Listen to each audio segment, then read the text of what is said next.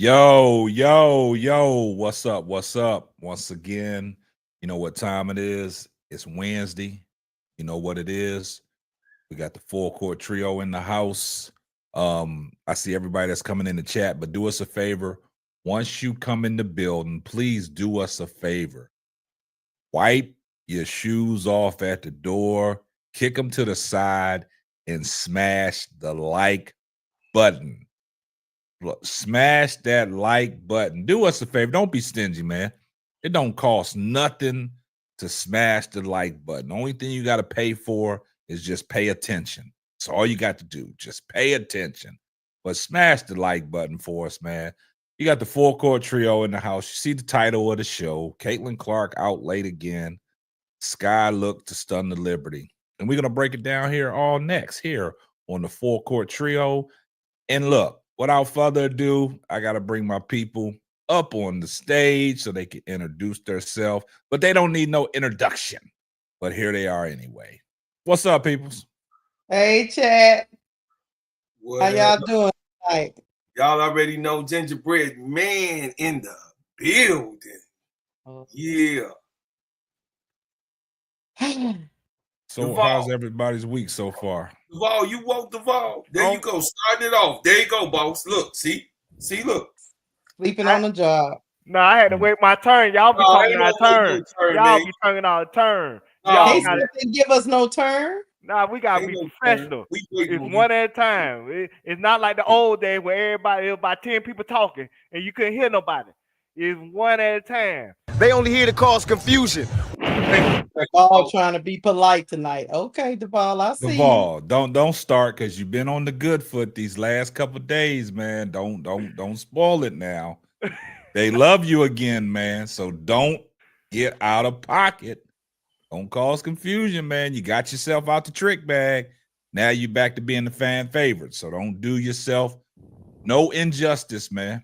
I see everybody in the chat. Shout out to Patricia Burton, Big Girl, George, Neestad, ADP, Eddie Blue, Political Little, Big Girl, Nate. I see you, man. Appreciate you rolling through. Edward T, Keywan Jackson. But like I said, when y'all come in, do us a favor, smash that like button. Do us a favor, man. The first thing you need to do when you come into the stream, just hit the like button for us, man. Please hit the like button for us. I see you, King Pisces Nathan. Please hit that like button, man. It don't cost nothing to hit a like button, man.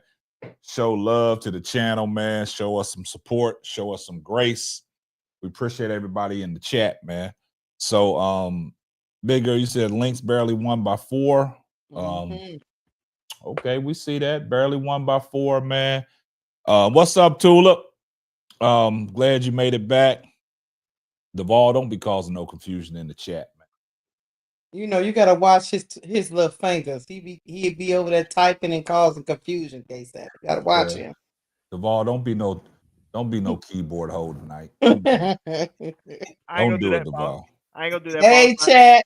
Yeah. But I will tell the chat, you know what I'm saying? It is Wednesday. It's 2 days before payday. Sometimes y'all get y'all direct deposit early. So if you want to donate a little cash, you know what I'm saying, we'll appreciate it. You know what I'm saying? I'm just telling the truth. Y'all get y'all donations, y'all get y'all check deposit 2 days before payday, and don't lie.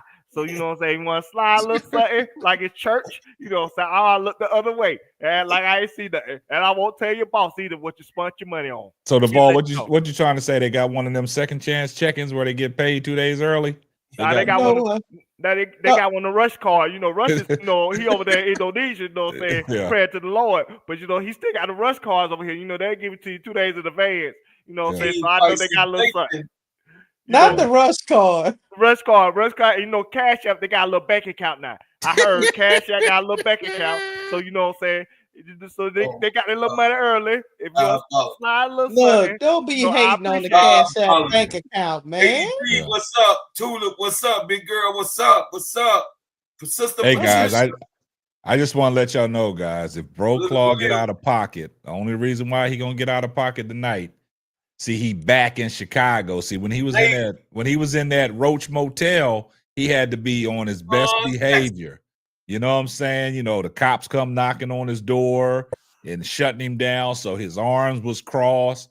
But Tanya now you switch. see him. Look, he back in his element. So He looked free. yeah, Man, he them roaches, yeah. hey, them roaches look like the Cabrini Green roaches, man. Look at it. God He's showing off. dang. He's showing off already, man. We got to stop that. We got y'all. Hey, look, y'all got to make sure Bro Claude don't crash out, please. Y'all put a 1 in the chat if y'all don't want Bro Claude to crash out, please. Yeah, man. He needs his help. He gonna have and he gonna knock himself on the feet. Look, he in that. You in the garage? Where you at? The garage or the living You already room? know I'm in the office. It's warm. Oh, It's Lord, warm, baby. I'm all by myself. Look, HR has called Bro Claude, and he know he need to simmer it down. They already know. They already know. Don't put no 1 in there. Don't put no 1. Yeah. Hey, King Drew, I know you new here. You don't know what the crash out's all about. Nah, George said he don't want no crash out either. We don't want it. Everybody else want the crash out. Everybody else want. Goon the shooter. How do you find me everywhere I go, Goon? Goon the shooter be shooting, man. Goon, you got to cut the Goon, man. As much as you be shooting over here, man, you got to donate to the channel, man. You got to stop that, man. Goon, that's unacceptable, man. You be shooting all these shots. We be shouting you out every time. We can't even get a little donation, man. Not even little $2. We can't even get a $2 super sticker, a $1 super sticker. Cheater. Yeah. Goon, man, we might have to block you, man. We might have to send Goon to Block City, man. He ain't doing right, man. Goon is not doing right. Goon is diabolical, man. I see you, Sister Tanya. Let me tell you something. Goon got that Western Union card. You know what I'm saying? They only charge like 50 cents per every $10 order. So you know what I'm saying? You can slide a little something, and we wouldn't even charge you for the shipping fees. Look, you know, how about this? How about this, Goon? Paid trash. You know, after 3 games, 3 for 11, that wasn't that great. 3 games, 12 points, 10 assists, 3 steals, and 1 rebound in the 3rd game in the W. Hey, look, I want y'all to stop giving Goon the shooter a shout out, man. We be saying his name too much, man. And he talk about he watch every Goon the shooter ad. said he watched every YouTube ad. Goon the shooter, you diabolical, man.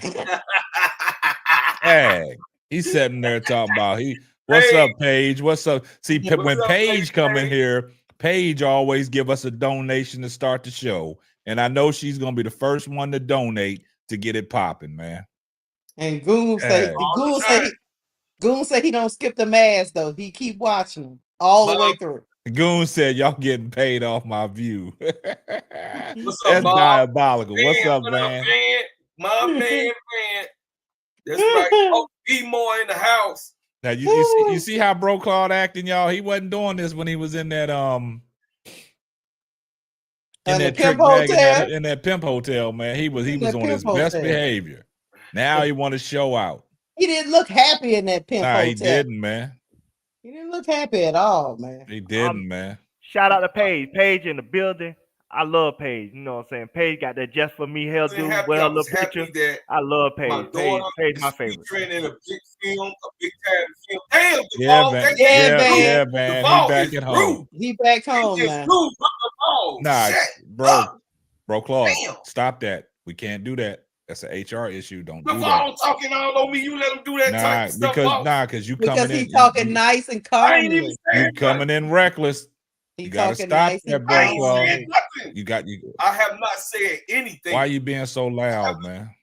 Because I'm in my place. Nah, man. You gotta go back to your Cincinnati behavior, man. Put the Cincinnati back in. I ain't did nothing yet. See, he always come in on. Look, hey, be careful because my mama will get you. She didn't want her baby to be touched. If he was doing I'm not touching you. You just got to be on your best behavior, man. Look, hey, I don't want to hear about no touching. I don't think it's a conversation I need to be a part of.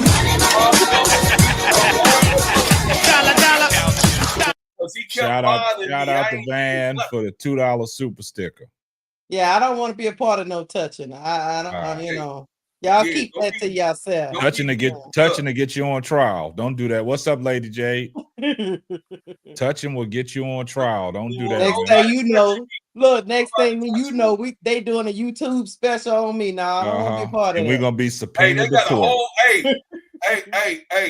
diabolical. Kwame Brown got Claude and Keisha. It's big, man. Look, why y'all we ain't giving no shout out. Why you shouting out Kwame Brown, man? I ain't giving that dude no shout out. I ain't giving him no shout out. He a punk. Oh, here we go. Come on, there we go, bro. Claude, you gotta stop that, man. Here we go. You can't be doing that, man. You can't be calling these people like that, man. We trying to be a respectable show. Speaking of human resource, I had a human resource meeting this past weekend because of Lakeisha representation. Yeah, you filed a complaint on me. Yes, you did. You filed a complaint. I'm finna tell the world why you filed a complaint. Yeah. First of all, you filed a complaint. You said I created a hostile working environment. That was what she said, boss man. Hostile working environment, right? Mm-hmm. I don't know why she told Human Resource that I said that she looked like a retired Jehovah's Witness that go around the hood selling Bible for $5. You know what I'm saying? I didn't think she had to tell them that. That wasn't right. You know what I'm saying? She could have kept that to herself. And she also told them that I said that she looked like a distressed hostage. And I asked her to blink 3 times that she needed help because she'll call in the game by herself. I don't know why she said that, boss. You know what I'm saying? She didn't have to say that. I ain't say that out loud. So who in the chat told you that, Duval? Who told you that? Nah, I'm gonna tell you what else they told me. They say you told Human Resource that I said you look like a Catholic principal that slept in the maintenance class after your lunch break. You know what I'm saying? Give it his head. You know what I'm saying? That's wrong. Give it his head. You know what I'm saying? That's wrong. I ain't have to tell that. Is it wrong, boss man? You know what I'm saying? No. They said L wanted to press charges too, but you know what I'm saying? L said black power, so you know what I'm saying? They declined it. You know what I'm saying? So they ain't want to do it with L. But tell me if I'm wrong, boss man. And you still running your mouth after you done got the complaint. ADP said stop snitching, man. Stop snitching. Snitches get stitches, player. No, boss man, I ain't wrong because they ain't right because I said Bro Claude look like the trash man that'll take antiques off your porch on trash day. That's not right. You know what I'm saying? That's not right. Y'all diabolical, man. I want y'all to welcome all the new people in the chat, man. We got some new people in the chat, man. I ain't seen here, so just welcome them in. Hey, Kim, give them a warm welcome. Trey Hall, what's up? What's up, y'all? What's up? What's up, Kim? All of this, look, let me tell you, new people, this is all allegedly. Yeah. Everything allegedly. Yeah. This is our opinions, and we are entitled to them. Yeah, we got to put disclaimers out there for now on, guys, man. Because we don't want to get in trouble behind the scenes. So everything's allegedly. These are our opinions. These are what we feel, and this is how we're gonna come across. And it's all allegedly. But you'll know when facts are facts. So we just wanted to put that disclaimer out there. Don't want nobody running behind nobody's back, doing this and doing that. So we putting the disclaimer out there. Allegedly. We just here to give you a peace of mind. Yeah. With that being said, man, we got Bro Claude back in the building. So I'm gonna give Bro Claude about 2 minutes to let you guys know why he was in Cincinnati, and then we're gonna get on with the show. The floor is yours, Bro Claude. How y'all doing, my family? I just want to give a shout out to my baby girl, Satora Lanier. Satora Lanier, that is her name. And she was picked for Rise Above the Rim. It's a reboot of Above the Rim. It's a new one that's coming out. It's going to be a cinema and a Netflix cinema also. So they had plenty of different stars in it. The guy that played Michael Jordan, he was also playing in the Above the Rise Above the Rim. He played as one of the star basketball players. We had 2 comedians. One of the female, I can't say her name. Y'all got to watch the film. until they able to release it. But we got 2 comedians that was in there, and one of the Tyler Perry actors was up in the movie. So it was really, really good. My daughter did well. They also added more. That's why we ended up being down there 8 days, because they added more to her script. At first, she only was supposed to be down there 4 days. But because she was so good, the director and the producer said they wrote her more lines and more scenes on the spot. So actually gave her a whole background. That's why I was able to now, because they wanted me to play the father, they wrote me in there to be her father in the movie. So I was on 2 different scenes, one in the gym and then one at the family party. And that was it. It was a blessing, though. It was a blessing. That's it. I'm blessed. Congratulations on that, bro, Claude. I know you're a proud father. Yeah. Did they feed her? Yeah, they have room, boy, but we were actually in there with them roaches that was in the projects though, but it's all right. I ain't complaining too much. But the room was good. The room was cozy, but you know, it could have been better, but we dealt with it. And you know, like I said, it was an independent film where she gets paid on the back end. Usually they pay a new beginner in the front, and then it just be paid for hire. But they also added her to the back end of when it get released on Netflix. So she'll a check, a residual for the rest of her life, or as long as it's picked up by Netflix, Amazon. Anytime that the film is watched, she will also already in her first film be receiving a residual.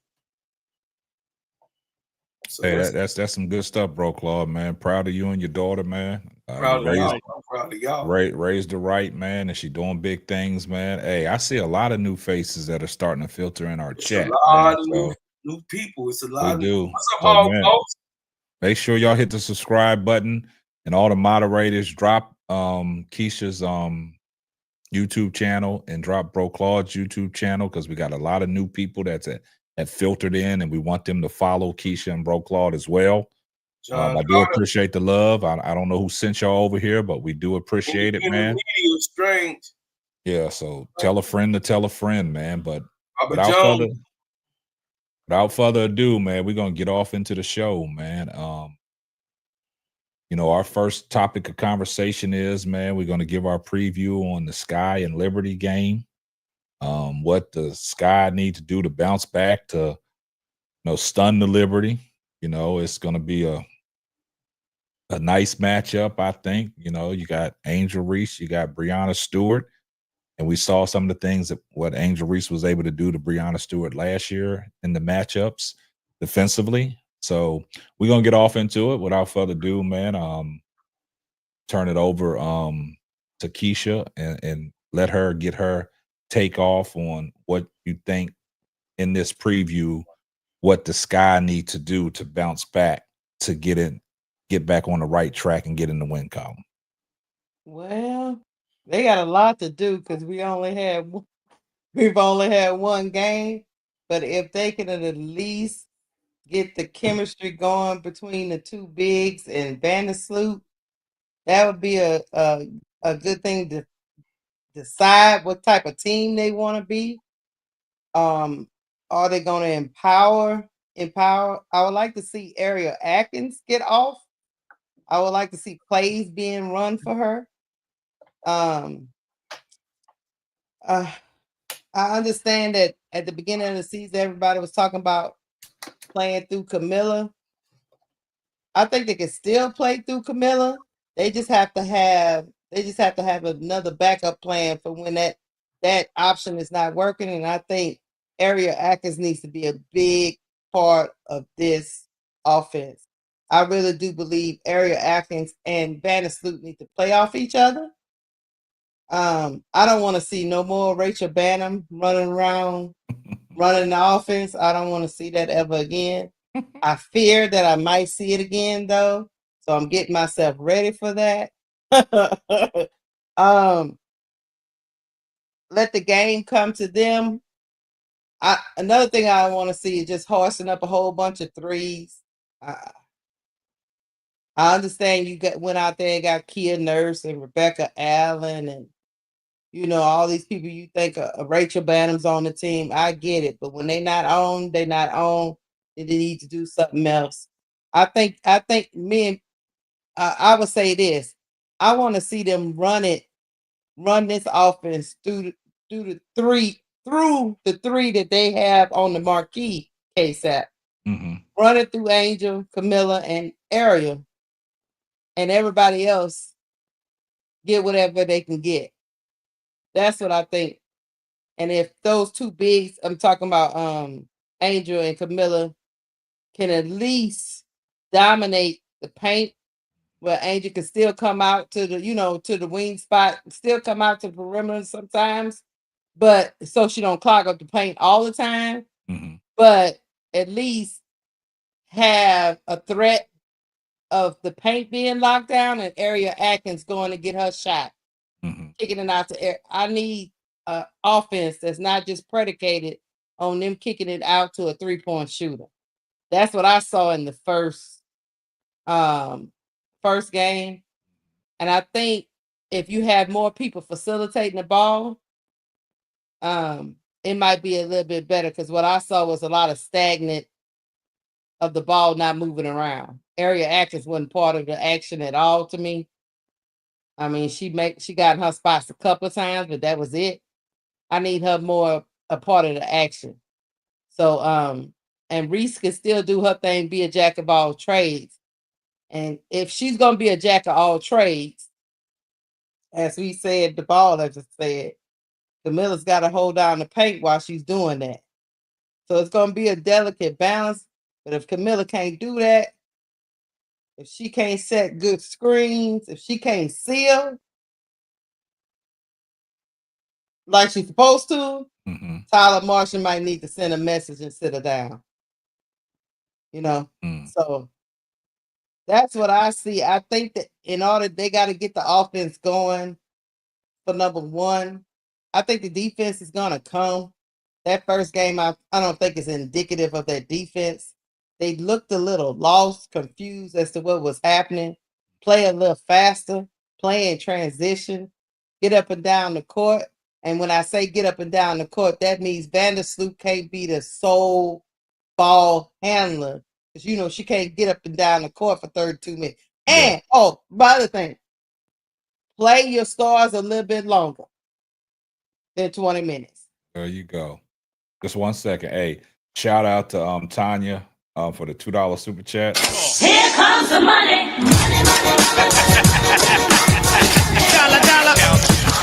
That we need to run and take better threes. I absolutely agree with that. I get you. Transitional threes. Yeah. Yeah. I think they need to get out and run. They have youth. The only person that's really older is Flute, but Camilla can run, Angel can run, Nurse can run, Ariel can run. Get out and run. Get some stuff easy. Get some easy basket. Get some stuff in transition, and then pound the paint. Hey, shout out to Sharice De Jesus for the $5 super chat. Always supporting the channel. Appreciate you, my sister. Here comes the money.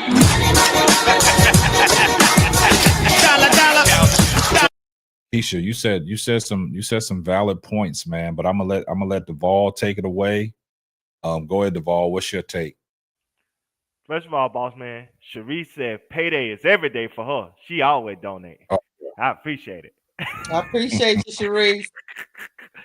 Well, anyway, this matchup is more of a favorable matchup for the Sky than somebody like the Fever. And the reason being is, I think somebody like Sabrina Ionescu is the only one that could really hurt you from the outside. And unlike the Fever, when you had Kelsey Mitchell and Caitlyn Clark that had that capability, and you had to use the area to pick your poison. At least if you with the Fever, if you could just solely focus on Sabrina Ionescu when it comes to on the defensive end with Area Atkins, I don't worry about somebody like Phoenix going off, and I don't think Natasha and Claude could go off 2 games straight. I just don't. I just don't think she's that type of offensive player. When it comes to the team itself, like I said, I think they still need to fire out those threes. And the reason why I say that, because if you got 4 players that in the top 30 in 3-point percentage, you don't go away from what's the strength of your team, even though it didn't show on Saturday against the Fever. Even though it didn't knock down Saturday, who's to say tomorrow it wouldn't be knocking down or it wouldn't be raining like Coca-Cola? So at the end of the day, it's like, keep shooting.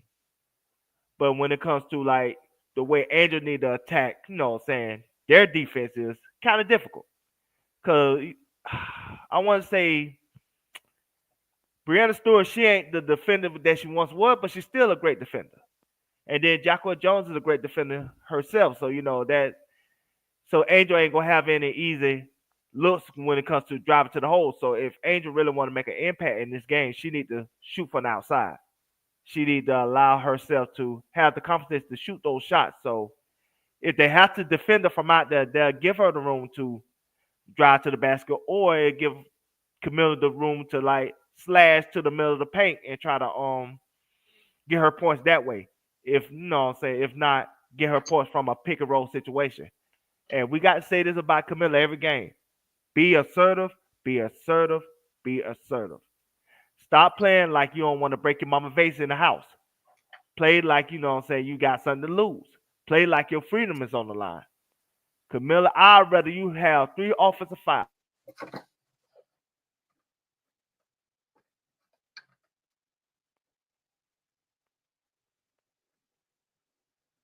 Ball, you still there? Shoot the ball at all. And so you can't feel like with your actions that you don't want to be a part of the offense because you feel like you're not being involved, but then when they get you involved, you being passive with the basketball. You can't have it both ways. So I'm gonna move past that. I think Tyler Marsh need to get his rotations down better. Play Haley Van Lith earlier. Like I said, Rachel Banner, play her less. Don't play Anna Weaver at the 4. She's not a 4. You just glutton for punishment at that point. If you have her in that position, she's not that. And I would have Beck Allen come in the game early, even though I think she should personally start because I think she's a better player than Kia Nurse. But if you're not gonna have Rebecca Allen start because you want Kia Nurse to start for whatever reason, she need to come in the game early. And the most important thing they need to do is maybe run some small lineup. Maybe have a lineup with Angel Reese at the 5, and you might have Becky Allen at the 4, and like Kia Nurse at the 3, and Ari Atkins at the 2, and Helen Van Lith or Van Sue at the 1. And that way you could try to run them out the gym when they go big lineup, and see if you can spread the team out that way. You just gotta be creative, cause just like Jacqueline Jones said in her quote, which I wish we would have had it posted, but she said they're gonna try to be physical because they limited in other areas. That's not exact words, so allegedly that's like in paraphrase. But at the end of the day, if she feel like that, that means you have to do something to counteract what she think you're not good at, and that's how you gonna win this game. That's a great point, man. And shout out to Eagles Brother 92 for the $1 super chat. Here comes the money.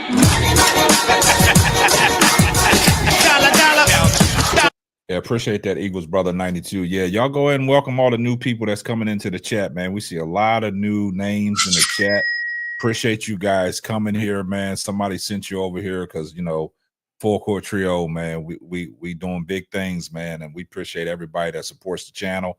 And I appreciate all the new people that's coming in. But make sure you subscribe to the channel. Make sure you go over to the Full Court Trio and subscribe to the Full Court Trio page, and make sure that you subscribe to all the respective links that all my wonderful moderators are dropping in the channel for our respective solo channels. So if y'all could do that, we would appreciate that, man. But Eagle Brother 92, appreciate you being here. Thanks for the support, and thanks for the $1 super sticker. All right, bro, Claude, what you got? What you think the biggest adjustments need to be done for Chicago to get in the win column? First off, it's thunderstorming, so all the power had went out. It's thunder. As soon as I get to Chicago, it's thunderstorm. So thank God for that. But I would say we just in the second game in. Tyler Marsh is still figuring it out. It looks like he was in a worse situation than Teaspoon. And trying, that first game to lose by 35 really puts perspective on what you need to work on and what you need to do. It gives you an idea of where you at right then, game one, right? Which is on the ground. I think that he should implement the first start of the rotation that he was successful in the first two preseason games with the starting lineup that he had. They look like they more gelled and got more camaraderie with each other. I don't think both times that he did put Rebecca Allen in to start the game, they lost those games. They lost. Started. I'm talking about Kia Nurse was taken out quickly. She had like 2 minutes and 30 seconds. When I looked and redid it, that's what I'm talking about, Sister Keisha. Oh, okay. Let the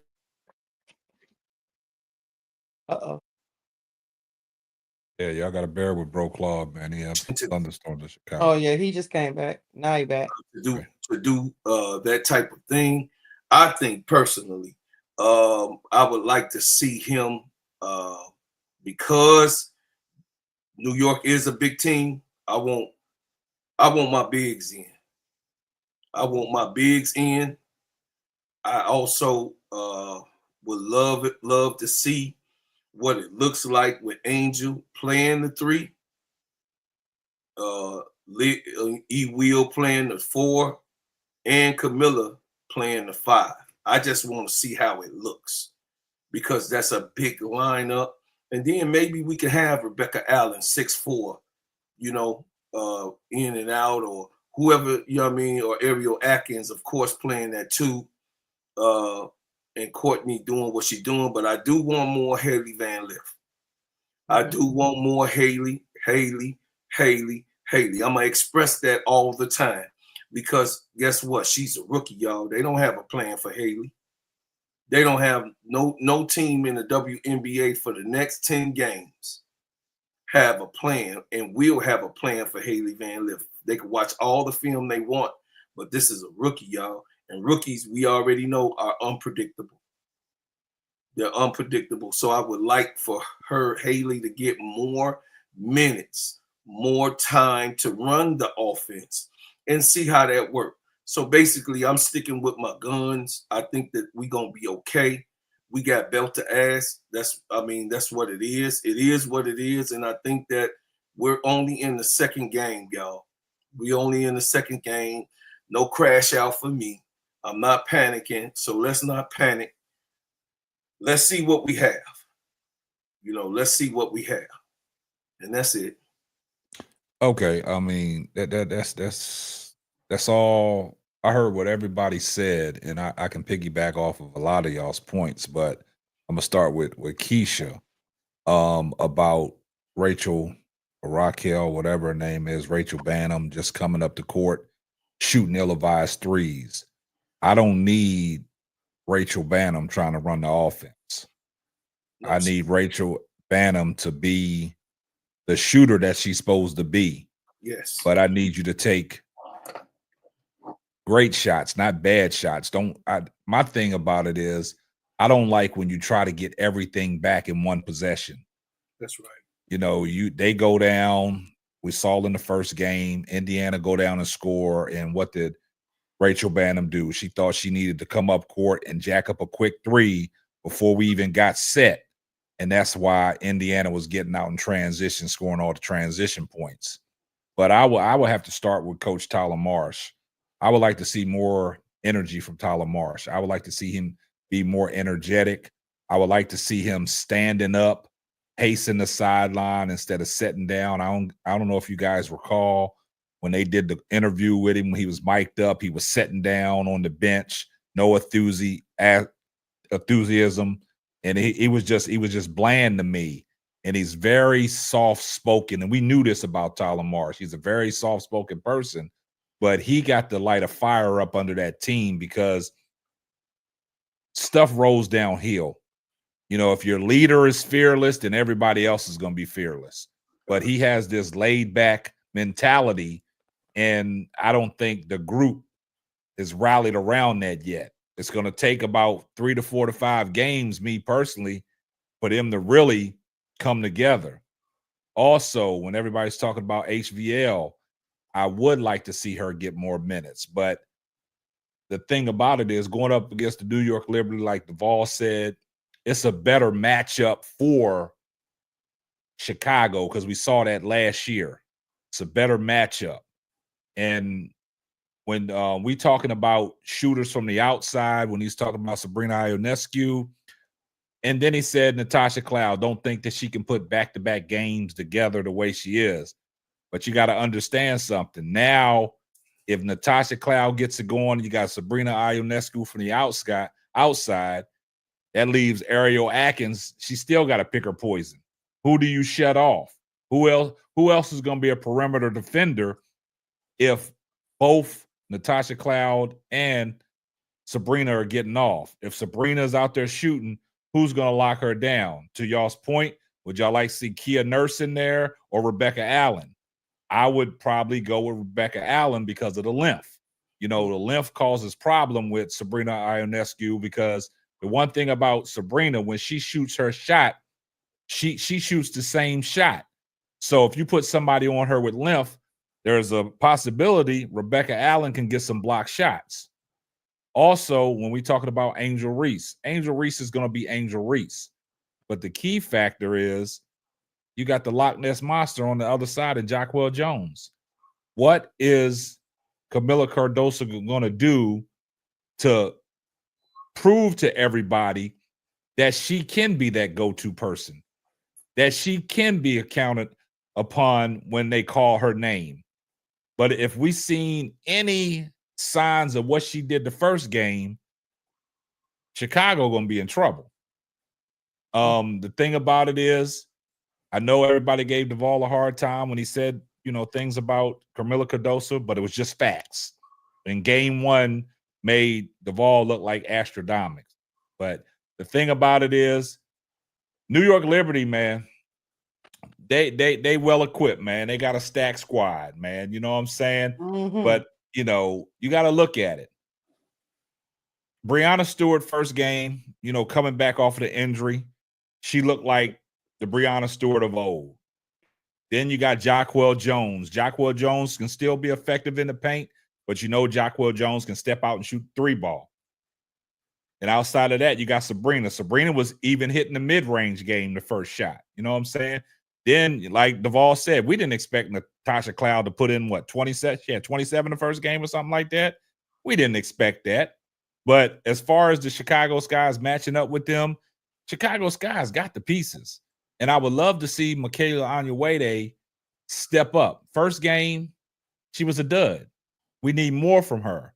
Also, Ariel Atkins, outside of Angel Reese that had double figures, Ariel Atkins was the only other person in double figures.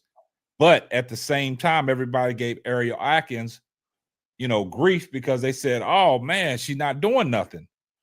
The only thing that Ariel Atkins didn't do, she wasn't aggressive enough. She shot 50% from the field, but she only took six shots, 3 of 6, and 2 of 2 from three-point range. We need her to be more aggressive. We know what she can do defensively, get in the passing lanes, disrupt a lot of things, but it comes down to Camila Cardoso trying to dominate on the inside because we know what we're going to get from Angel Reese. Will coming off the bench, and I like Keisha said, I got to agree with Keisha 100%.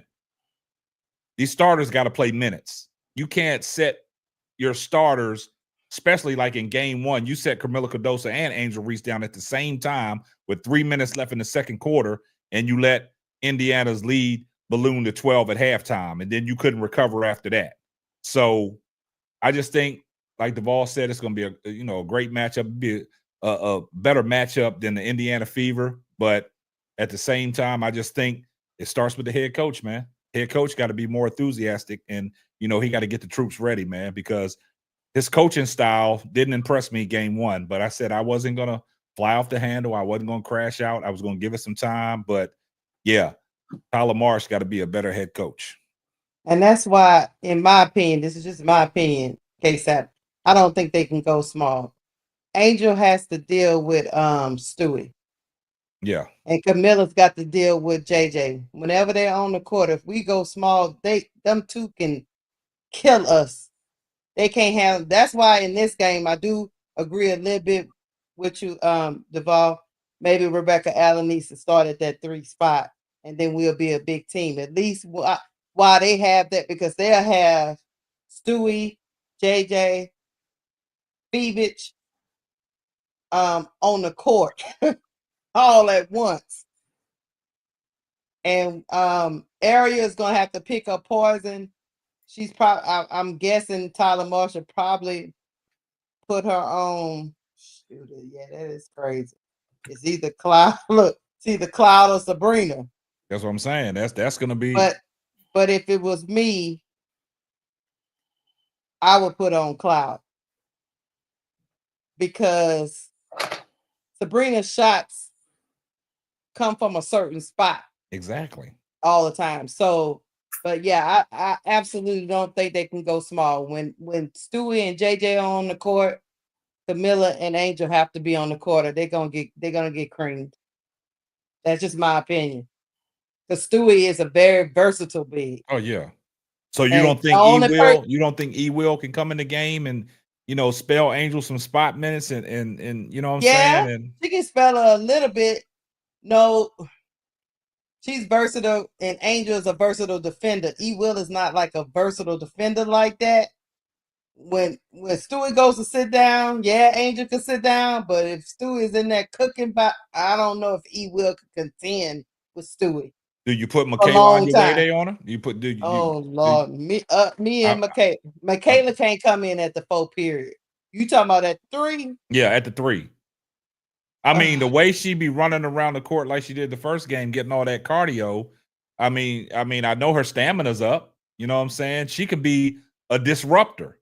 You know what I'm saying? I mean, she can go down. She can go down and help because she's athletic enough to get back when she hedges. You know what I'm saying? Like, you playing your man at the top of the key. If they put you in any action, you should be able to get down and help. You know what I'm saying? And then get back. I mean, I think she's versatile enough to do that. I mean, some people say that, she should be able to do that. I agree. I just need her to be at the 3 when she's doing it. I don't want to see her at the 4. If I see her at the 4 in this game, Tyler Marshall's point shaving. I don't know what he's doing because that's putting Michaela at a severe disadvantage. You know what I'm saying? Is this, and you don't get any rebounding from that. But I'm with Bro Claude. I would like to see that lineup he was talking about with Angel at the 3 and E Will at the 4 and Camilla at the 5. But I don't know if this is the game to try that out because the Loch Ness Monster and Stewart get it cooking. And then you got Cloud running around there dishing with Sabrina. It's a lot to stop. And the small people on our team ain't our bench play. No, can't do it. Can't go small. Not in my opinion. So you don't think the small ball lineup will work for the Sky? No, not against the Liberty. And Ben G, I do agree with you. We got to stay out of foul trouble, man. I mean, Camilla got to stay on the floor, given the opportunity, man. She can't be lazy and commit stupid fouls, man. See, I've always been in the frame of mind when you commit fouls, stupid fouls. That means you're tired. You know what I'm saying? They them tired fouls that you shouldn't be committing. But and Big Girl is right. Camilla can't. She can't guard JJ. But what else we got? You know.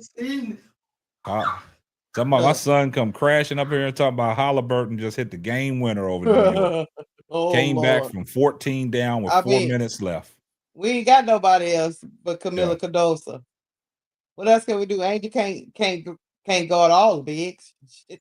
But hey, but people, I mean, Keisha, but people said that Camila Cardoso was that person. E. Will was gonna be that person. So what's the problem now? Oh, tie game. I do know this.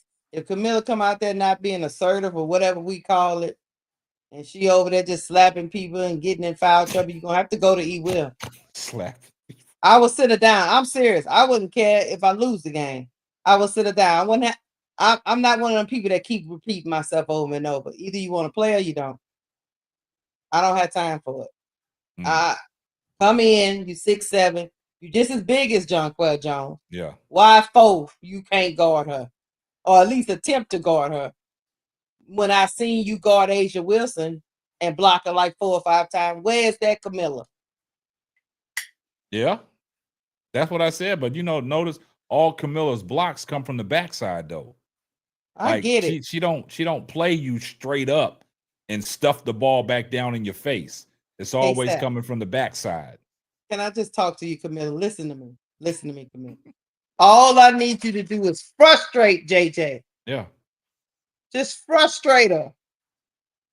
JJ be losing her cool sometimes. Just frustrate her. So I don't know. It's a tough game. It's a tough matchup. The Liberty team, they're champions for a reason. And then they went out there and did something diabolical, like adding Natasha Cloud. I mean, it's unfair, man. I'm surprised Natasha Cloud got off the way she did the first game, though. Like Duvall said, like he don't expect her to do that against Chicago. But we're gonna see who gonna slow her down. Vandersloot? Vandersloot gonna slow her down? In the same city. She living a dream, baby. Yeah. Is Vandersloot gonna slow her down? Shut up. Stop. I'm just asking a question. I'm gonna let Duvall answer that. Is Vandersloot gonna slow Natasha Cloud down on Duvall?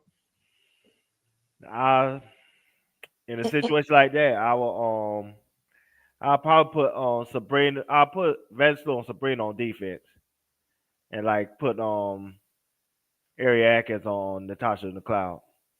I don't think because somebody like Vandersloot is the weak link on the defensive side of the ball. Let's be honest. I mean, now you could be smart and try to put her on Fevich, because I don't think Fevich is not somebody that could beat you like that. And you could put Kia Nurse on like Sabrina Ionescu and put Ari Atkins on McLeod if you wanted to do it that way. Because like I said, if Fevich beat you, you know what I'm saying, tip your cap off to her and say congratulations. You said put Vandersloot on Fevich? Yeah. And Fevich 6'4". That don't mean nothing. She not somebody that she gonna shoot on the top of her. But on that offense, she maybe the 4th, 5th option. But she's gonna become the number 1 option when you see the mismatch. When you see the mismatch, you gotta exploit the mismatch. Yeah, you say that, but like I said, till I see that, then I'll make whatever necessary adjustments. But until then, I would take my chances. If I had to face them defensively, I will put Vandersloot on Fevich. And then you got the Energizer Bunny coming off the bench in Sabali. Yes. Now, that's the thing. Can E-Will deal with Sabali?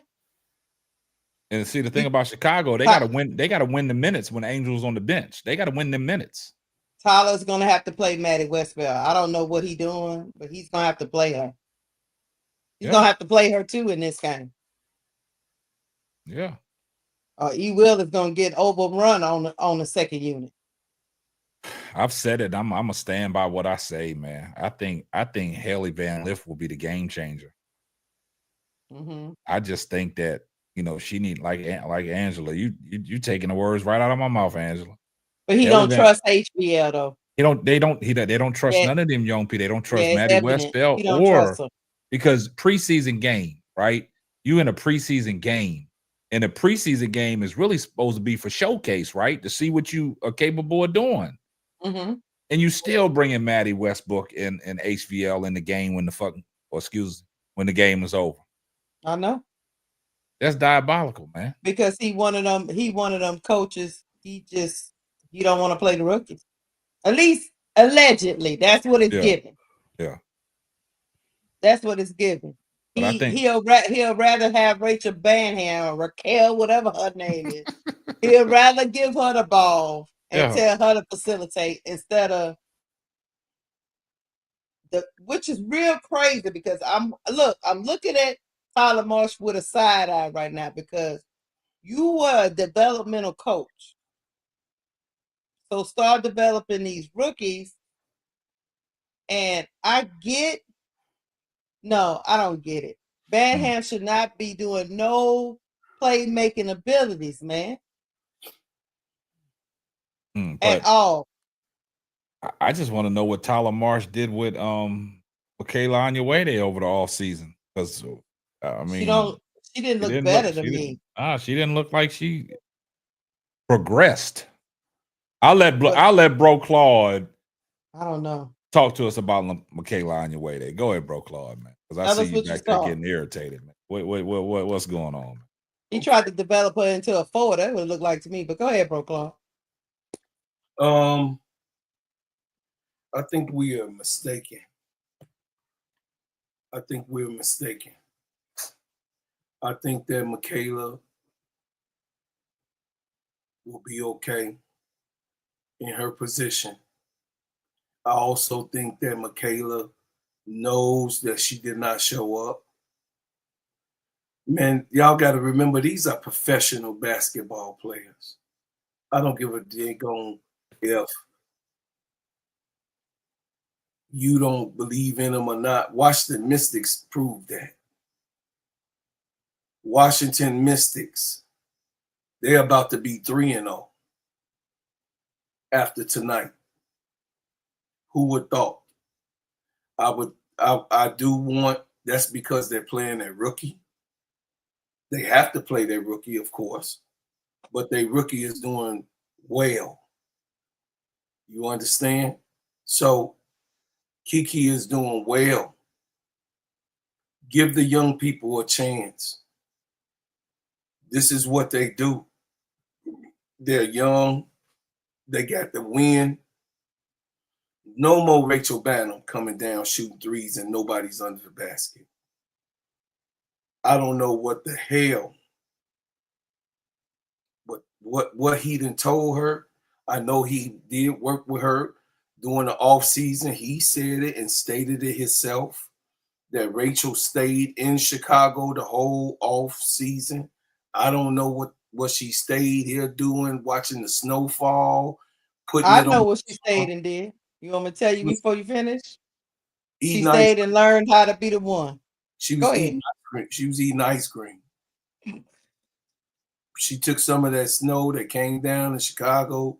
She was making nice ice cream for the off season, and her and Marsh had some Chicago ice cream snowballs. I don't know what to tell you, but Michaela Onyewede, I think that she has always been overlooked, but it's also like KSAP said, it's up to Michaela to prove that she belongs on this team.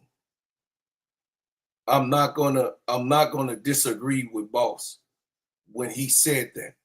It's her job to prove that she belongs on this team.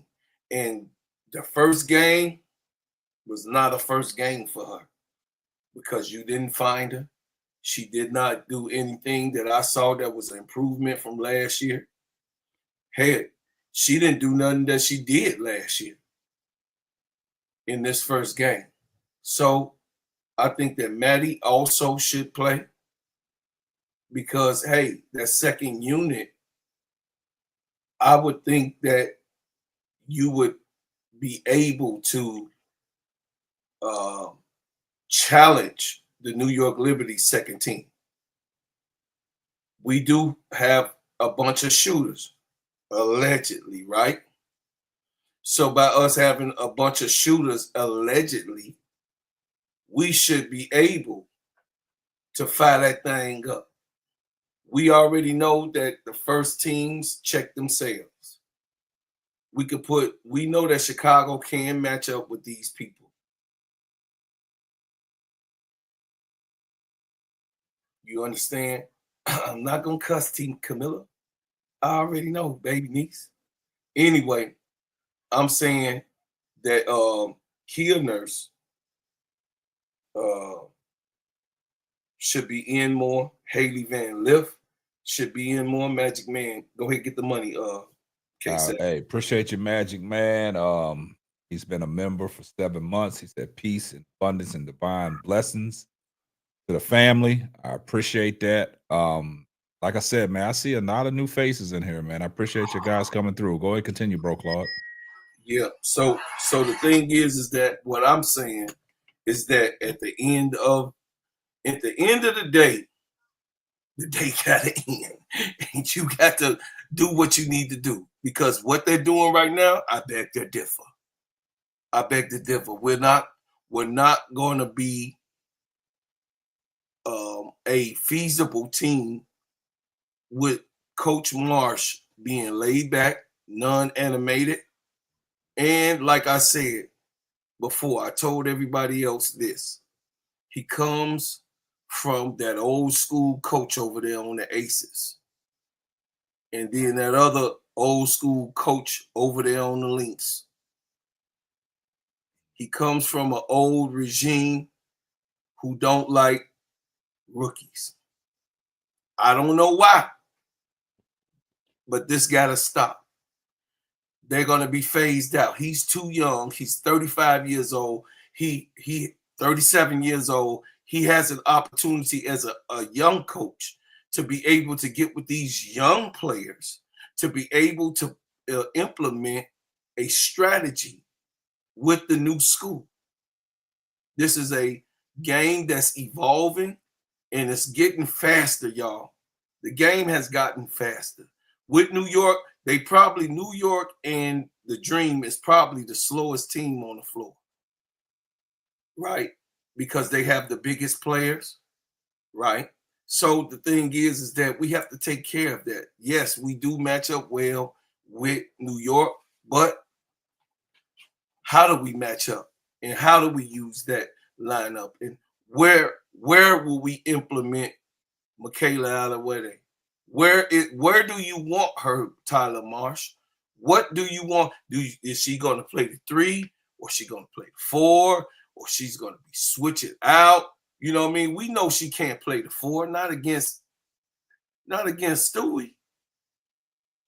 So it's a lot of what ifs and what. We have to be able to implement the useful players because they're not scrubs.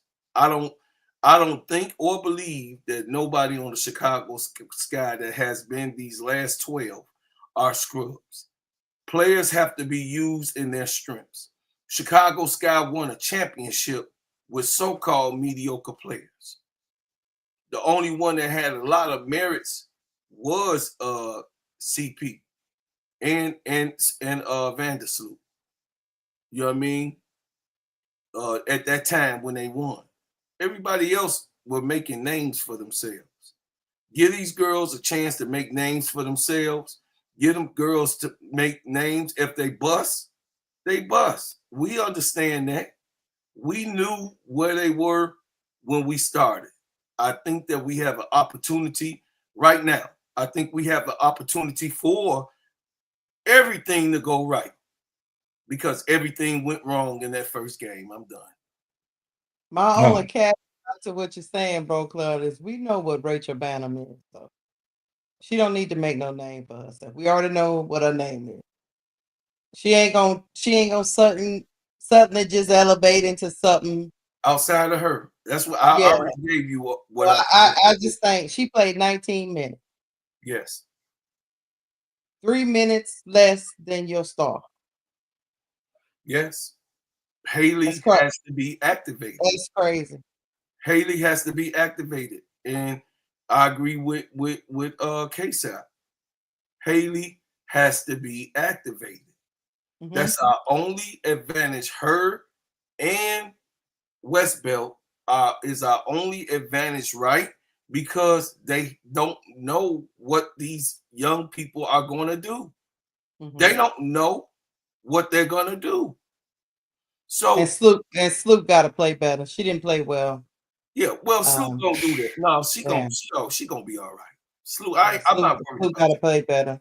Yeah, you know, it's I understand what you're saying, bro, Claude. When you talk about everybody gonna be all right, man. That's wishful thinking, man. If Tyler Marsh does what you said he needs to do. Because I'm looking at Makaya on your way there. How long she been in the league? She's going. This is her 5th year, ain't it? It's her 4th. 4th year, right? Yeah. Yes. So she's not a rookie. She's been playing in the WNBA, and you know, she got a lot of expectations on her.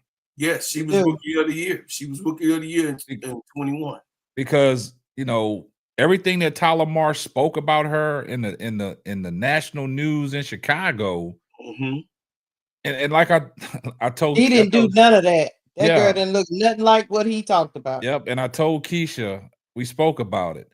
Jeff P and Tyler Marsh sold us wolf tickets. They sold us wolf tickets, man.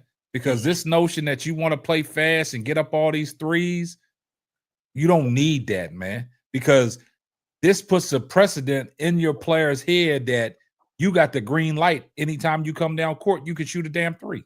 Yeah. And that's what Rachel Banham thought. She had the green light, where she had the ultimate green light to come down and jack for beats.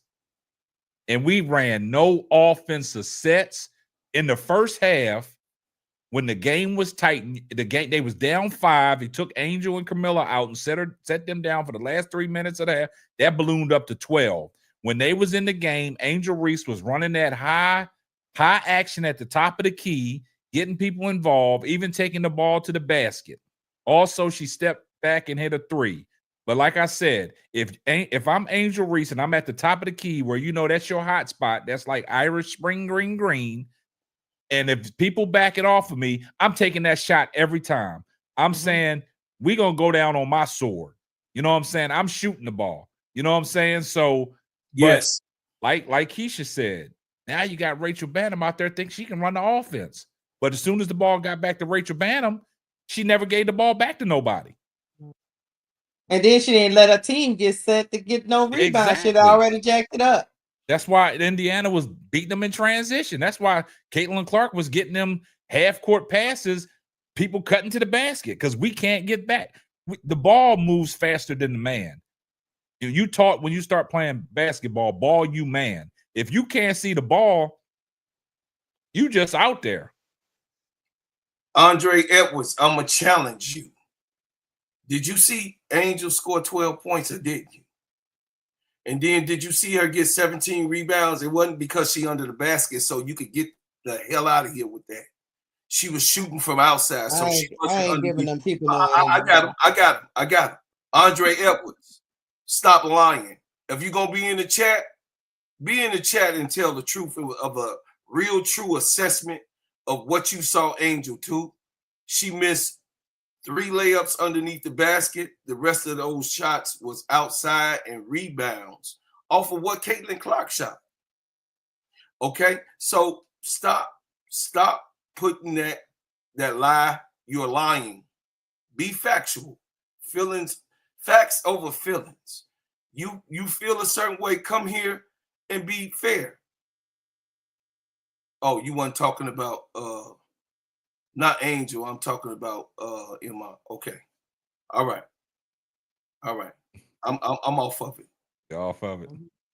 I'm off of it. Off of it. I mean, you just look at the shot chart, and that tells you all these outside. I'm looking at the shot chart now. All these outside jacked up shots. And I get it, you got shooters, but you ain't got them type of shooters. You ain't got people that's at 38% from 3, 39. You ain't got them people. You got people that are probably hit 2 out of 6 every game. So you can't give everybody the green light. Somebody got to get an easier shot. Same thing I was saying about the dream, like just going out. Who that was? Ryan Howard just running out there to the 3-point line, jacking up shots. You Can't do that. You can't can't do that. do it. Somebody's got to get. That's why I say Ariel Atkins needs to be more involved in this offense. She's a 3-level scorer. She has versatility to her scoring. So Can I say this? Insert her. And He let will. Stu go off ball sometime. Did y'all see Brittany Grinder? Nah, we don't want to talk about that. We talked about that last night. Everybody told me that she was washed, but go ahead. Did y'all see? I didn't tell you, but did you see Whitney Grinder? She yelled at Ryan Howard not to shoot the ball until she's under the basket. Yeah, that's what a good leader does. Don't shoot the ball. Wait till I'm under the basket. Dang. But that's what happened. That's what happened in Chicago the first game against Indiana. Rachel Banham coming down, shooting all them ill-advised threes, never gave Chicago a chance to get back. They was killing them in transition, man. That's so frustrating. It is. I mean, it's so frustrating. Listen, you so ignorant to what's going on in your IQ, your basketball IQ. You got a 6'7", you got a 6'4", you got a 6'3" rebounder that can grab everything coming off the rim, and you shoot the ball when your number one rim grabber rebounder is in mid-court motion. She's coming. You shoot the ball, Rachel. You look at this. You shooting the ball, Rachel, and Angel is at half court she's trying to get there. She's like, oh, well, might as well turn around. Yeah, it was a part in that game where she got to midcourt and just said. Yeah, she said, I saw it. See, I watched the game within the game. I watched every camera angle that puts on these players and how their reactions are. I see it all, man. So we'll just say we got to bounce back, man, and it's tomorrow.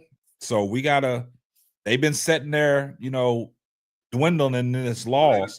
I hope that, like Lusher said, let it burn. I hope they've been watching film.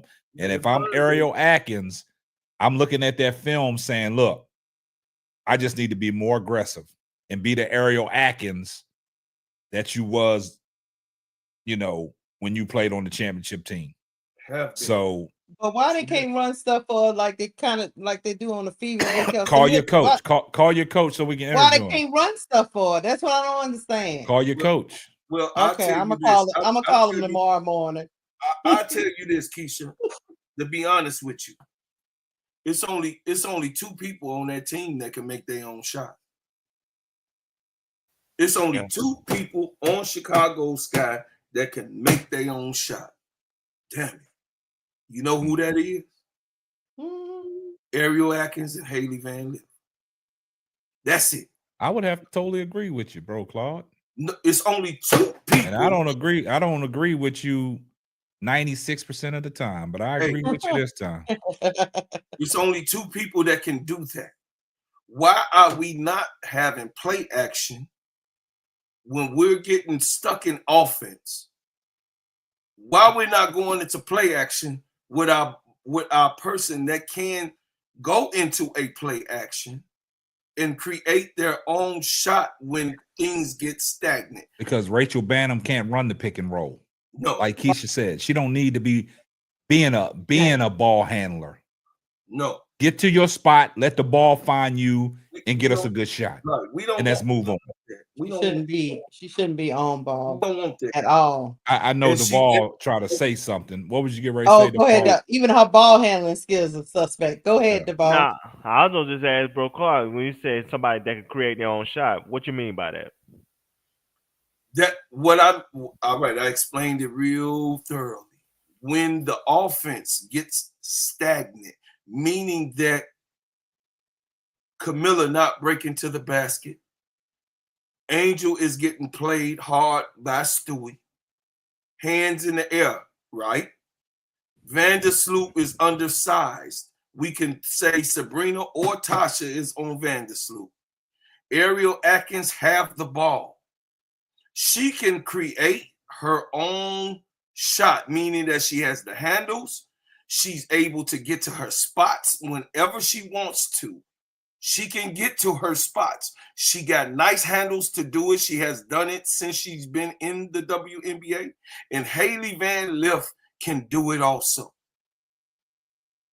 That's So what my question is why Angel name ain't mentioning that? Nah, she can't be mentioning that, man. When the Come on, offense man. bogged Come on, down, man. man, she can't. I'm She keeping can't create. it. her I'm own shot, keeping man. it as look. She can create her own shot. That Nah. don't mean she can make it every time, but she can create it. Nah. Listen, Brother Duvall, you're not gonna get me in the trick bag. You got yourself in that trick bag. No, Angel can run the offense high-low game. She has dribbling ability. She can beat certain times. I'm not going to play with the people. I'm going to be straight up and honest with the people. Angel can develop creating her shot, but we know that she can play downhill. Creating your shot and being able to play downhill is two different things. Two different things. It's two different things, brother. It's two different aspects of the game. Okay. The thing about what he's trying to say is when the offense bogged down and you give the ball to Angel Reese and you say, go get a bucket, it's not happening. That's not happening. It's not happening. Not happening. The difference with Ariel Atkins is she's a 3-level scorer. She can shoot from the outside, she can shoot from the mid-range, and she can get to the basket. But she just has to be more aggressive. And I think the same thing with Hailey Van Lith. People might beg to differ, but I think the same thing about Hailey Van Lith. She got a nice, creation where she can step back, create the separation on the defense and get that 3 ball off. And sometimes she got that little step back and they think she's going to shoot the 3 and she still got control of the ball and she's stepping in for the mid-range. And also she can get to the basket. She's one of them deceptive point guards that can get to the basket when you don't think she can get to the basket. Absolutely. So a surprise. Like happy birthday. That's what Hailey I is. say this all due respect. A woman that got 27, 10, 25, and 15, 24, 21, she can get her own shot when she needs to. Stop that, Duvall. Just because she's not offensively fluid like the players that y'all like to follow, that don't mean she cannot get her own shot. You just said it right there. You just said it. She's not offensively fluid. But that don't mean she can't get her own shot. That don't mean she can't. That's what that means. Isaiah Thomas created that. And Oscar Robertson was the inventor of that. So bro, that's all I'm saying. She will be able to do it. I'm not saying that my baby girl won't be able to do it. Right now, we're not looking for Angel to do that right now. We need wins right now. The thing about Angel needs to be confident enough to take the shots that people are giving her. That's the difference. I agree. You look at game 1, all the open shots that she could have shot from the foul line back to the 3-point line, she was reluctant to take it. Yes. And that goes to show that, okay, if I give you the ball, you're going to be looking out there confused if I ask you to go get your own shot. Because they giving you the shot, you just won't take it. Yes.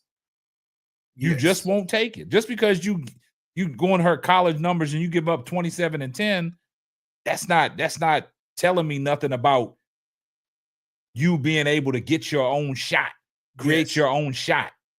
Yes.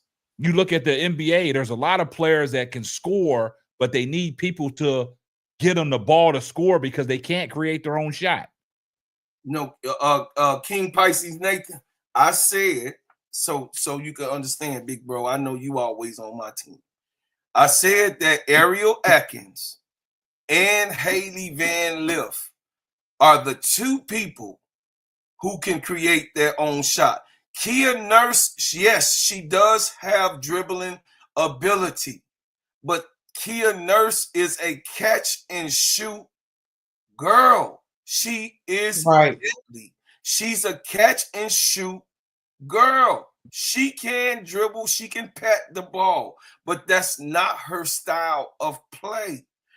We're talking about exactly what Caitlyn Clark pushes off, but she can create her own shot. But Pow Tahina Pow can create her own shot. You know why? She got that dip, crossover, behind the back, step back, clean step back. She done it on Caitlyn Clark and every last opponent that then tried to stick her. She can dribble the ball, step back, and do the same. You know what I mean? Haley can do it. Ariel Atkins have done it her whole career. That's why she was killing them in Washington. And that's why they wanted her in Chicago, because Ariel Atkins can create her own shot. Yeah. We ain't looking for Angel. I mean, damn, Duvall. Angel doing everything already. And this is a testament to what Bro Claude and me we're trying to say. If that was the case, then why not run the offense through Angel Reese instead of Camila Cardoso? That's not a question I can answer. When numbers I gave you, that wasn't in her college. That was last year. That last year gets the defeats of colleges of the world. Like I said, she could. When I'm saying she can, I ain't saying she could. Like I said, she's not offensively fluid, but she's a capable scorer. That is somebody. That's a difference. That's not a difference. But yes, it is. That's a difference between creating your own shot, bro. Okay. Let me ask you a question. Let me ask you a question, Duvall. The points that Angel Reese got, where was the majority of her points at? In the paint. Okay. Or drive to the basket. Yes. Okay. Downhill. That goes back to what I said when we saw game one. Angel Reese had an opportunity to shoot up a lot of shots. Nobody guarding her. She's reluctant to take the shot.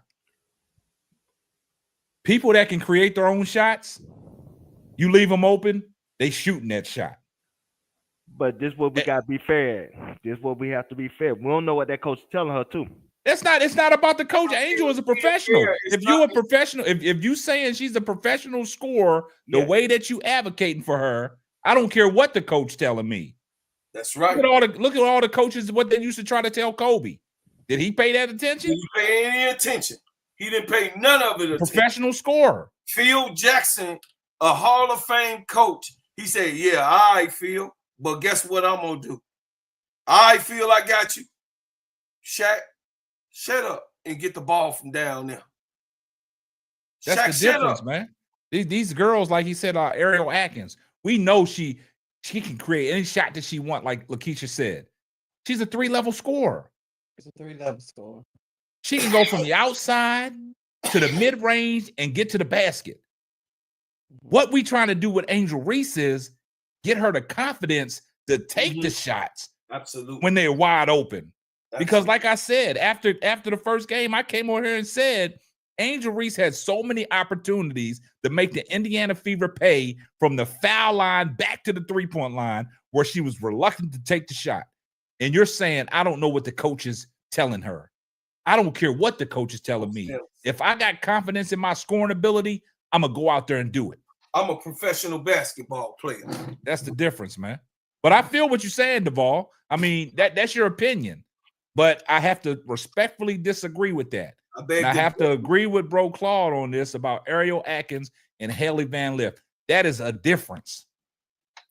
And even with Rachel Banham, she can't create her own shot. She just jacks for beats. Yeah, she can't create. Somebody has to set her up for her to get a shot. It's a reason, Duvall. It's a reason. Did you hear Magic Johnson? And he loved himself. He said that Isaiah Thomas can pat the ball better than he can. He said because he's closer to the ground. I'm 6'9", so the ball coming to my hand from the ground is slower than a man that's 6'1" or 5'11". Actually, he was 5'11". that man is closer to the ground, so the pattern on that ball is quicker, faster, and the pull-up is quick. I mean, Allen, we talking about Ivo. You think Madge can match what Iverson did? No, and you ain't gonna see that. Now, can LeBron handle the ball? Yes, he can. LeBron can handle the ball, but he can't pack that boy like that boy over there on the Mavericks. He can't pack that ball like that boy over there, that skilled player that can create his own shot, put the ball on the ground. He throw the ball like it's a yo-yo behind his back, through his legs. Then Kyrie can do it all. Come on, it's a difference, bro. That's a difference. And I will say this. Now, Duvall, I'll give you this to what I'm saying. If Angel Reese starts taking the shots that are wide open for her, she can develop into being another person that can create for her own self. Absolutely. Now you have to respect it. And the reason why I say this, follow where I'm going at. I've always used this terminology when I played. When I was in high school, I had a terminology. You step up on me, you get laid. You step back, you get jade, right? Mm-hmm. Now you got the defense in the trick bag. Yes, so if Angel takes the shots that are available for her and she starts knocking them down, what does that do for the defense? Now the defense got to come out and guard her. Pull up. Now you see she got the ability to put the ball on the ground and go to the basket. Mm-hmm. Now that's going to be a difference. Now you'll see Angel Reese as the type of player that now you got to respect it because now she can create for her own self. Angel, her problem is she don't have that confidence to take the shots that are there for her that is wide open.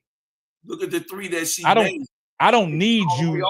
I don't need you to run the offense each and every time. No. You're that special. Mm-hmm. You have to elevate. You have to, enhance your game.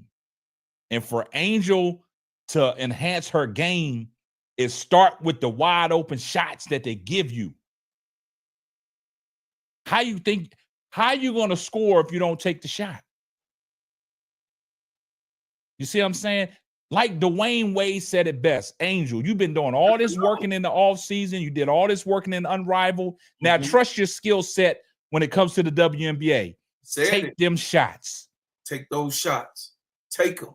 Dwayne Wade was another guy. Once she takes them steps, the ball, then we'll see another bag that Angel Reese can put out there. When I say certain players got a lot of tools in a two bag, she got to start adding tools to their two bag because she got to make the defense respect her. Because right now, the defense don't respect Angel Reese. No. You just watch how Indiana Fever played her. Go back and watch the tape. It was too many wide open shots. When she hit that first three, I said, Angel, you got to take that every time you get a chance because it was wide open. I'll land right there. You got anything you need to say on this, Keisha, before we move on to the next topic? All I got to say is if Tyler Marsh is head coach and he know he only got one person out there that he giving minutes to that can get their own shot in 3 levels, and he let the second person stay on the bench, it's diabolical, man. I think Tyler Marsh in his own trick bag. I think he thought he was smarter than the average bear. That's what I thought he was. You're overthinking it. He thought he was going to run all these actions, get people to their spot. When I say spot, spot up shooters and rain threes on people. And when that crap didn't work, he didn't have no second plan. But the thing about it is, Keisha, it would work if the ball was in the right people's hands.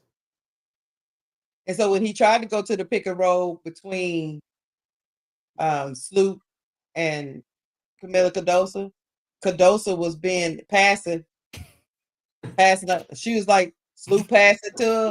And it ran out the shot clock. It ran out the shot clock. Passed it back to her, and she said, I don't want no part of this. And she didn't even make a move, Keisha. Okay. But I'm going to tell you one thing about, hold on, let me finish. Yeah. Okay. Then I started to look at Sloop's side wide, because you got side eye, because you got one more time You do that to me, I'm going to somebody else. I'm going somewhere else with the ball. You wouldn't do that to me ever again. You don't want it, that's fine. That I'm pissed going me to find off right somebody there. else to do it. That pissed me off right there. Go ahead, bro, Claude. What was you going to say? Okay, great historian move, y'all. Great historian move. Cynthia Cooper, Cheryl Miller. Cheryl Miller, Angel Reese, same height. Angel Reese does not have the skill set right now that Cheryl Miller had of putting the ball on the floor. But even though she had the skills, Cynthia Cooper was so cold and so aggravated that Cheryl Miller would dribble that ball. But she said that that girl was just so cold. I knew she was better than me. But she had a point to prove. When Cynthia Cooper had Cheryl Miller, a person that's 6'3", Cynthia Cooper was able and known, even in professional basketball, which helped her win in Houston, how to create her own shot. She learned it from Cheryl Miller. But she was faster than Cheryl Miller. This is my point, Duval. We know that Angel ain't faster than Haley Van Lith. We know that right now, Angel is not faster than Ariel Atkins. Let's keep it a buck. It's okay. But can she be better than them? Sure, she has nothing but a ceiling that she can grow into this thing.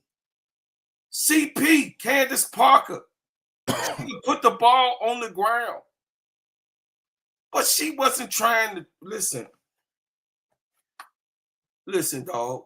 I'm just, I'm not aggravated or anything. I'm just trying to tell you it's a difference. It's a difference. She's not Candace Parker yet. Is she better at rebounding than Candace Parker? Sure she is. Yes, she's the greatest double-double queen that we've ever saw. But when we talk about creating, Candace Parker can create her own shot because she was going to let it fly. Rookie season, she came right on in and let that thing go. First game. And still has the history of that record for a rookie. We're not looking at that on my baby Angel Reese. She's a developmental player who's going to be great and a Hall of Famer. But she has to be one thing I want to do with y'all, chat, about me knowing so much history. I'm not going to cheat the chat in my confidence of what Angel can do. I'm going to talk about what I know my baby girl can do and what she can grow into.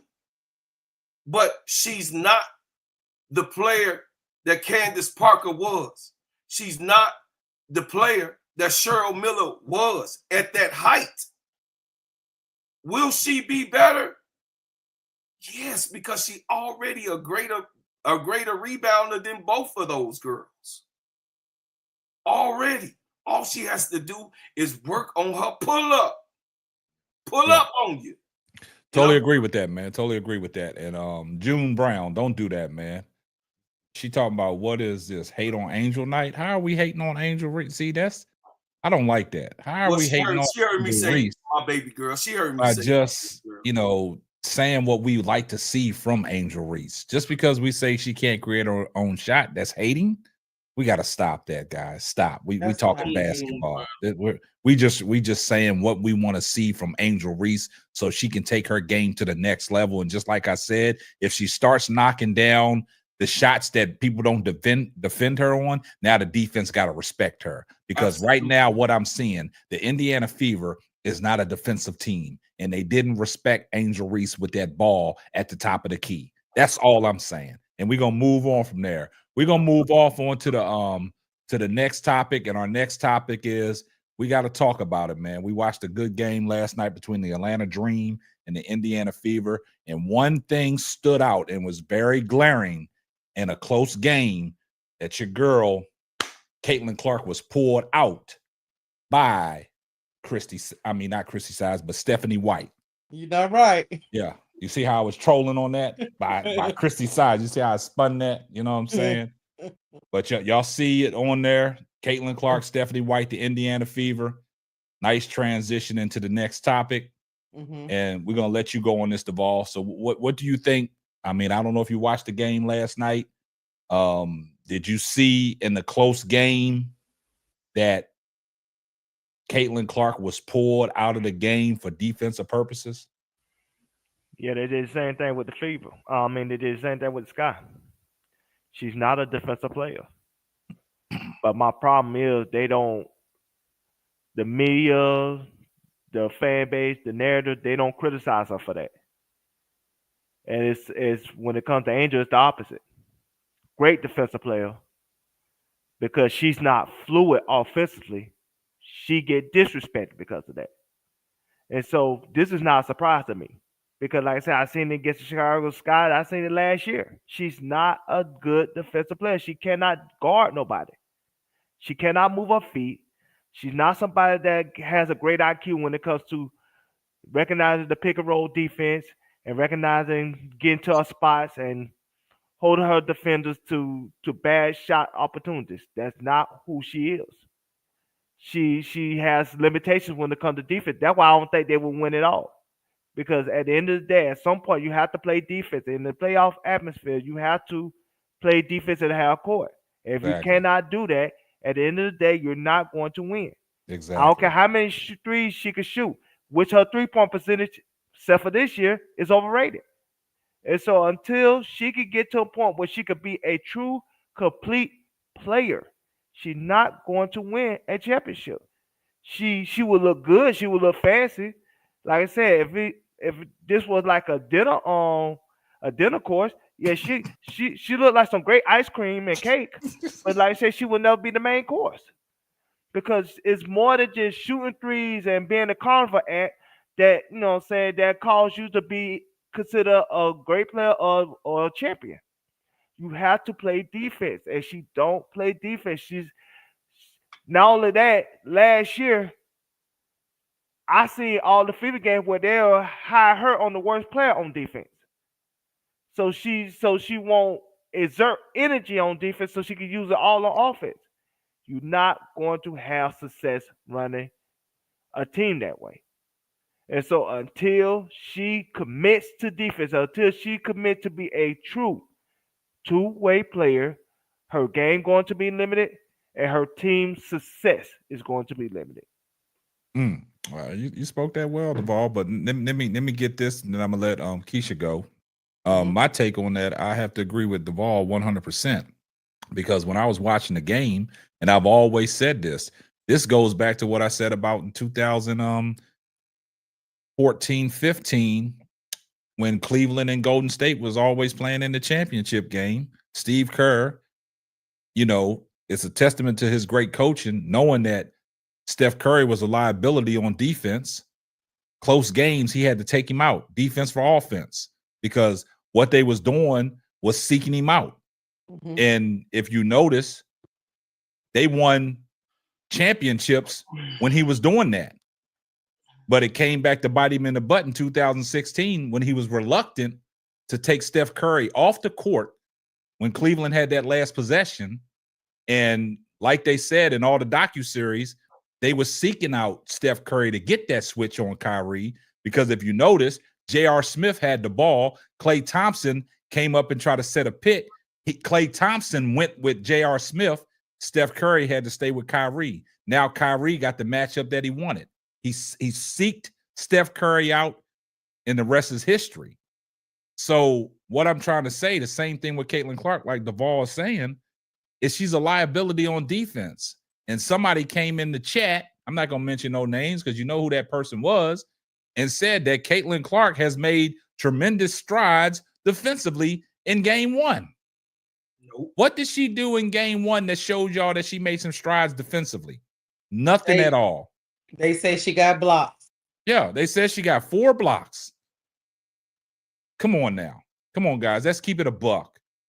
Now you get in there to game 2 is nip and tuck. You down the stretch.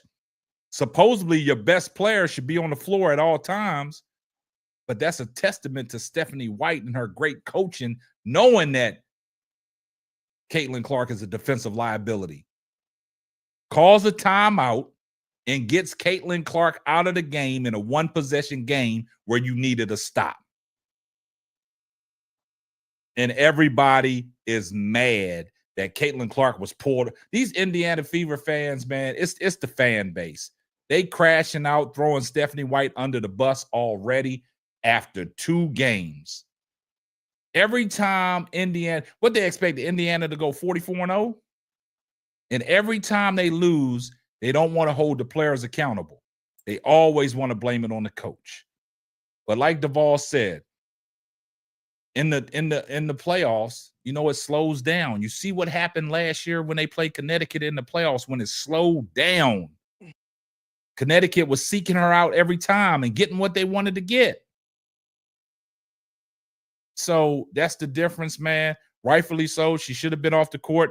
And I think when the games are close with Indiana, Stephanie White's going to pull the trigger again. Caitlyn Clark, you can't be on the floor. We going offense for defense. So, you know, she's a liability out there. She's still a cone. I haven't seen no improvement defensively at all. If you're just going to focus on the blocks like y'all did last year, y'all said she was a great 3-point shooter, but when the 3 points wasn't falling, y'all was like, oh, look at her tremendous passing. That's what they do. They try to move the narrative. But I'll let you go, Keisha. Well, I guess I'm the only one here for old Cece. I know Cece is a lot of people running around Fever organization, hooping and hollering and telling you the best thing since sliced bread. But I'm going to tell you, baby girl, ignore all them people. They lying to you. You don't ever want your coach to have to take you out in the pivotal moment of a game when it comes down to a win or a loss. You don't want to have to put your coach in that position to make that decision to take you out. When you want to be in the fire when your team needs you, because you are so deadly on offense.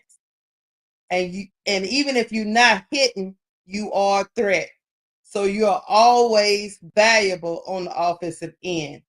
If your coach have to take you out because of defensive liability, you are hurting the offense of your team because you're not on the floor. So ignore all those trolls, them stands, and all that. At least get some type of moving ability on defense. At least give me some effort so your coach don't have to take you off the floor. Because that the playoffs is going to come down the stretch. We saw it in the finals. We've seen many players with an offensive game get down to the last series or to the finals and can't close the deal.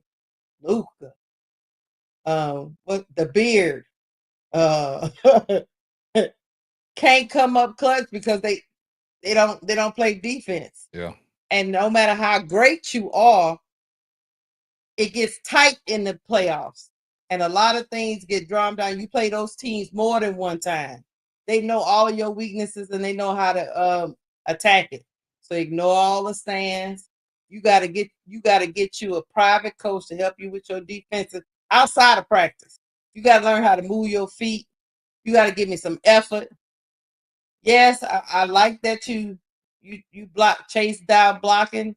I get it. But those things are not happening during the pivotal time of the game. So yesterday, to Fever fans, yeah, it looks like, okay, Stephanie White took out and we still lost.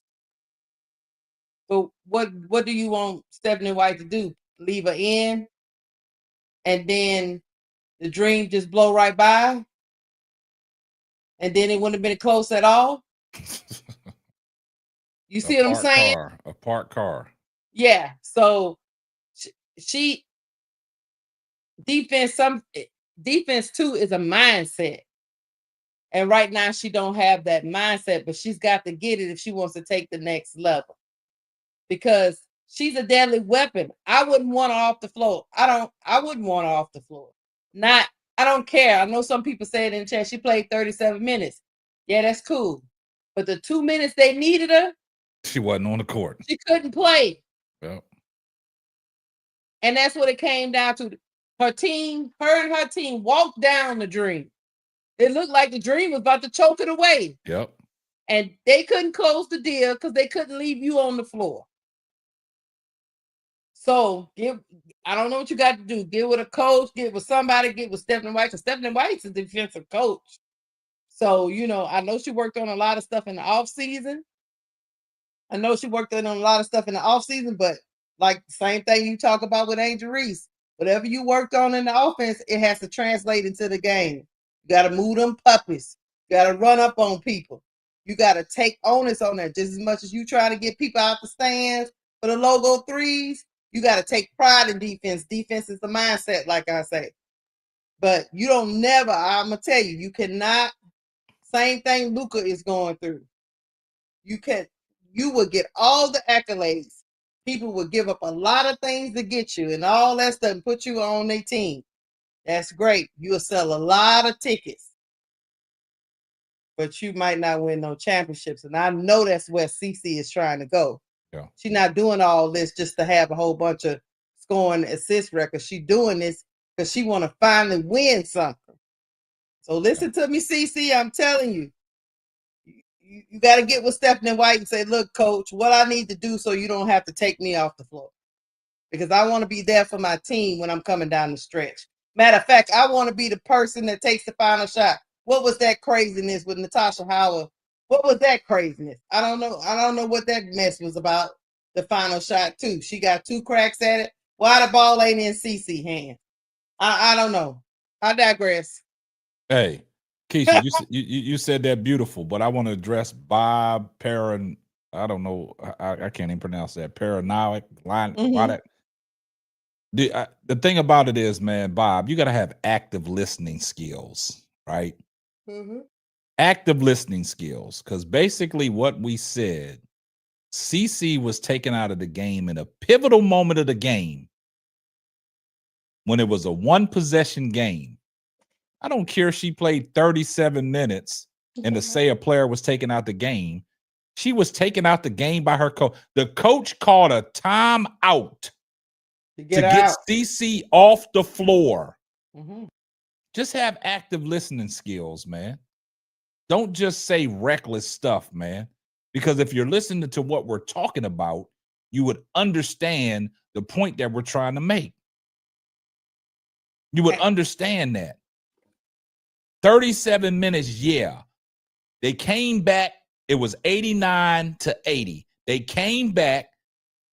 They tied the game up. They took a 1-point lead. And when her team needed her most to be on the floor, Stephanie White said, timeout. CC to the bench. You could see CC's body language when she walked to the bench. They took her out of the game when the team needed her to supposedly be the best player on the floor. But she was not out there in a pivotal moment of the game. That's what we're saying. I don't care if she played 41 minutes. If you play 41 minutes, you might as well finish out the rest of the game. But the coach saw fit to get her off the court because they needed a stop. Mm-hmm. And the bottom line is CC's defense is not equipped enough for Stephanie White to trust her out there when we need a stop. Active listening skills, my brother. Active listening skills. Hey, I give my brother some listening skills before Bro Clark went. They was getting cooked all game by the Dream until Stephanie White said, okay, it's enough of this. I'm going to have to put Alexa Hall in. She put Alexa Hall in for defense. Defensive purposes. Because there was too many people out there getting blown by. CC was one of them. At points during the game, Natasha Howard was one of them. Aaliyah Boss actually played a pretty darn game, but she was in the paint by herself getting roasted by goddamn Jones and Brittany Griner. Right. And meanwhile, you just got that's the active listening skill. I'm just telling you, they came out in that third quarter and Ryan Howard was like 0 for 58 and went down in that third quarter and jacked up 3 threes off the bat. You know who they was on? Don't say it. They'll get the point. Active listening skills will get the point. She got so Stephanie White. One thing I can tell her about her, she did her adjustments, but at the end of the day, Bob, whoever that was, when it came down to a pivotal time, she did the same thing Christy Sides did. That y'all was probably gonna crash out if she do it next game. But until Cece makes some adjustment and gets a little better, it's gonna happen in every close game. I'll give it to Gingerbread Man. Go ahead, Gingerbread Man. Okay. Bob, you was all down when we were doing our critiquing on Angel Reese, baby girl. You had honey all on your chest saying, I like this. I see you in the chat. Y'all go up in the chat when Bob responded and said, he likes this panel. I saw that. So, you know why? That goes to show you your intellect of not liking no one to say anything about Caitlyn Clark. So you don't like it, but she gonna get critiqued on this show. Everybody will. Dana Taurasi, 6 feet. Sabrina Ionescu, 5'11". Tasha Cloud, 5'10". Skylar Diggins, 5'9". Tahina Pow, a rookie, 5'9", did not get pulled out the game. Chelsea Gray, 5'11", coming off of a serious injury, came back last year, saw that she won in the Rose. And last but not least, Kelsey Plum. Every single one of those guards that are point guards would not be pulled out. And guess what? 6'3" Alicia Thomas, AT. 6'3" AT will not get pulled out of a defense. She did not improve. She did not improve on defense. She is a cone.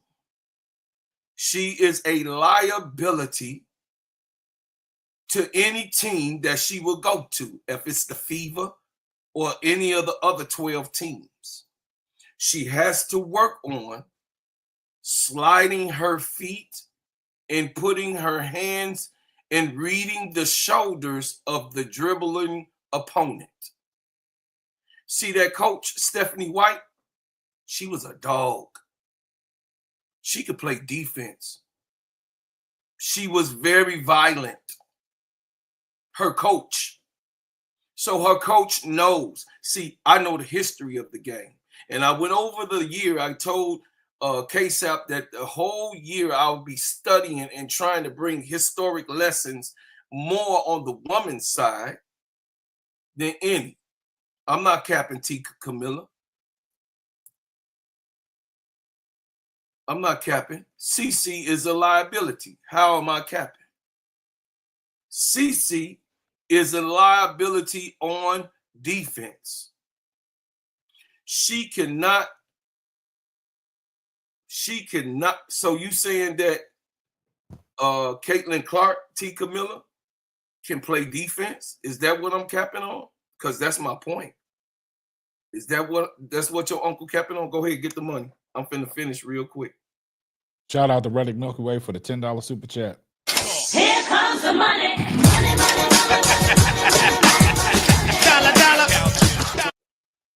You said, bro, Claude, keep cooking. Okay.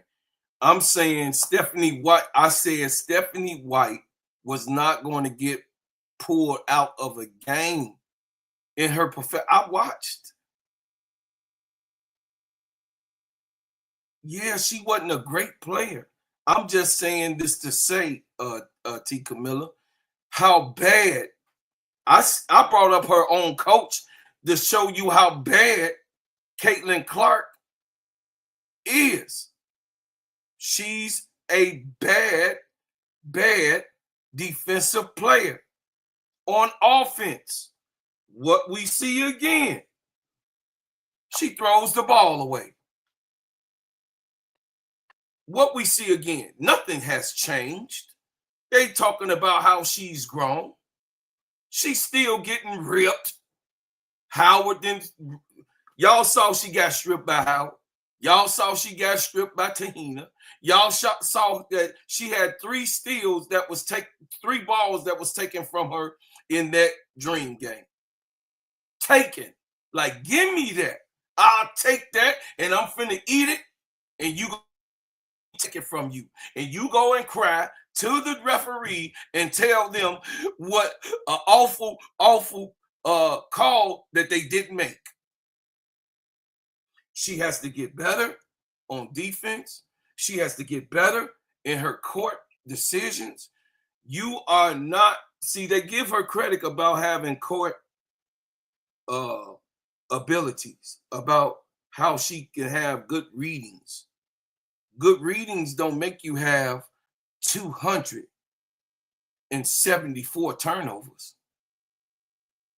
That's 132 more turnovers than anyone in the history of the WNBA. Last year, she is a player that can get better. She has no mid-range, and she has no floater going into the hole. She's afraid to go to that midsection and give a teardrop. Can we have a teardrop from Caitlyn? Can we have one? Haley Van Lith has a teardrop. Haley Van Lith can go to the middle. And she's a rookie. She will go. We're talking about the defense. We're not talking about the offense. Let's talk about the defense. But the defensive standpoint of me bringing up Dana Taurasi, Sabrina Ionescu, Tasha Cloud, Skylar Dickens, Tahina Powpow, Brittany Sykes, I'm sorry, the Slim, Chelsea Gray. And Chelsea Gray is 145 years old and they ain't finna pull her out in no last play or no games. Chelsea Gray was the one that tried to get the defensive stop on Howard, but she played good defense on her. But when she got in the paint, I think not Chelsea Gray, Mitchell last night. I got it confused. Yeah. Bro, Claude got me twisted, but I'm talking about Kelsey Mitchell. Go ahead. That's because he over there calling Chelsea Gray 145 years that's what old. I'm saying. Yeah. But what I'm saying is Kelsey Mitchell had the defensive stop last night. She played great defense on Howard, but when she got in the paint, she panicked and wrapped her up with that left hand. If she didn't do that and just went straight up, that'd have been ball game. I agree. Fever would have got out with a win. But to T. Carmelo's point, when you said Stephanie White was not a great defensive player when she played, so that should tell you something. If she wasn't a great defensive player and she's not a great defensive coach and she's still pulling Caitlyn Clark out the game, my point. What does that say? Thank you. You said it better for me. That speaks volumes. And how ironic is it that Stephanie White played for the Indiana Fever? And what number did Stephanie White wear? 22. Deuce. 22. So the fruit don't fall far from the tree. And you said it best, T. Carmelo. She wasn't a defensive player when she played in the WNBA. No. She's not a defensive coach. And your supposedly best player, you don't have confidence in that player to be on the court when it matters most. My point was she wasn't getting pulled. My point, T. Camilla, she did not get pulled. That's what I was alluding to. That's all I gotta say. That's all I got. All I know is CC don't listen to those people. Stop listening to the Glaze. And I know, look, I know it's hard, CC, because if I had a whole bunch of people glazing me, I don't know what I would do either. But I'm trying to tell you, You listen would to your just girl drop your Keisha. draws, huh? Shut up. Listen to your girl Keisha. Don't listen to them. Don't listen to them people glazing. Listen to your coach. If your coach, same thing we said about Olivia Miles at Notre Dame. Look, you don't want to be the person that's getting pulled out. Nope. When your team is fighting at the end to get a win. Yep. You don't want to be that person.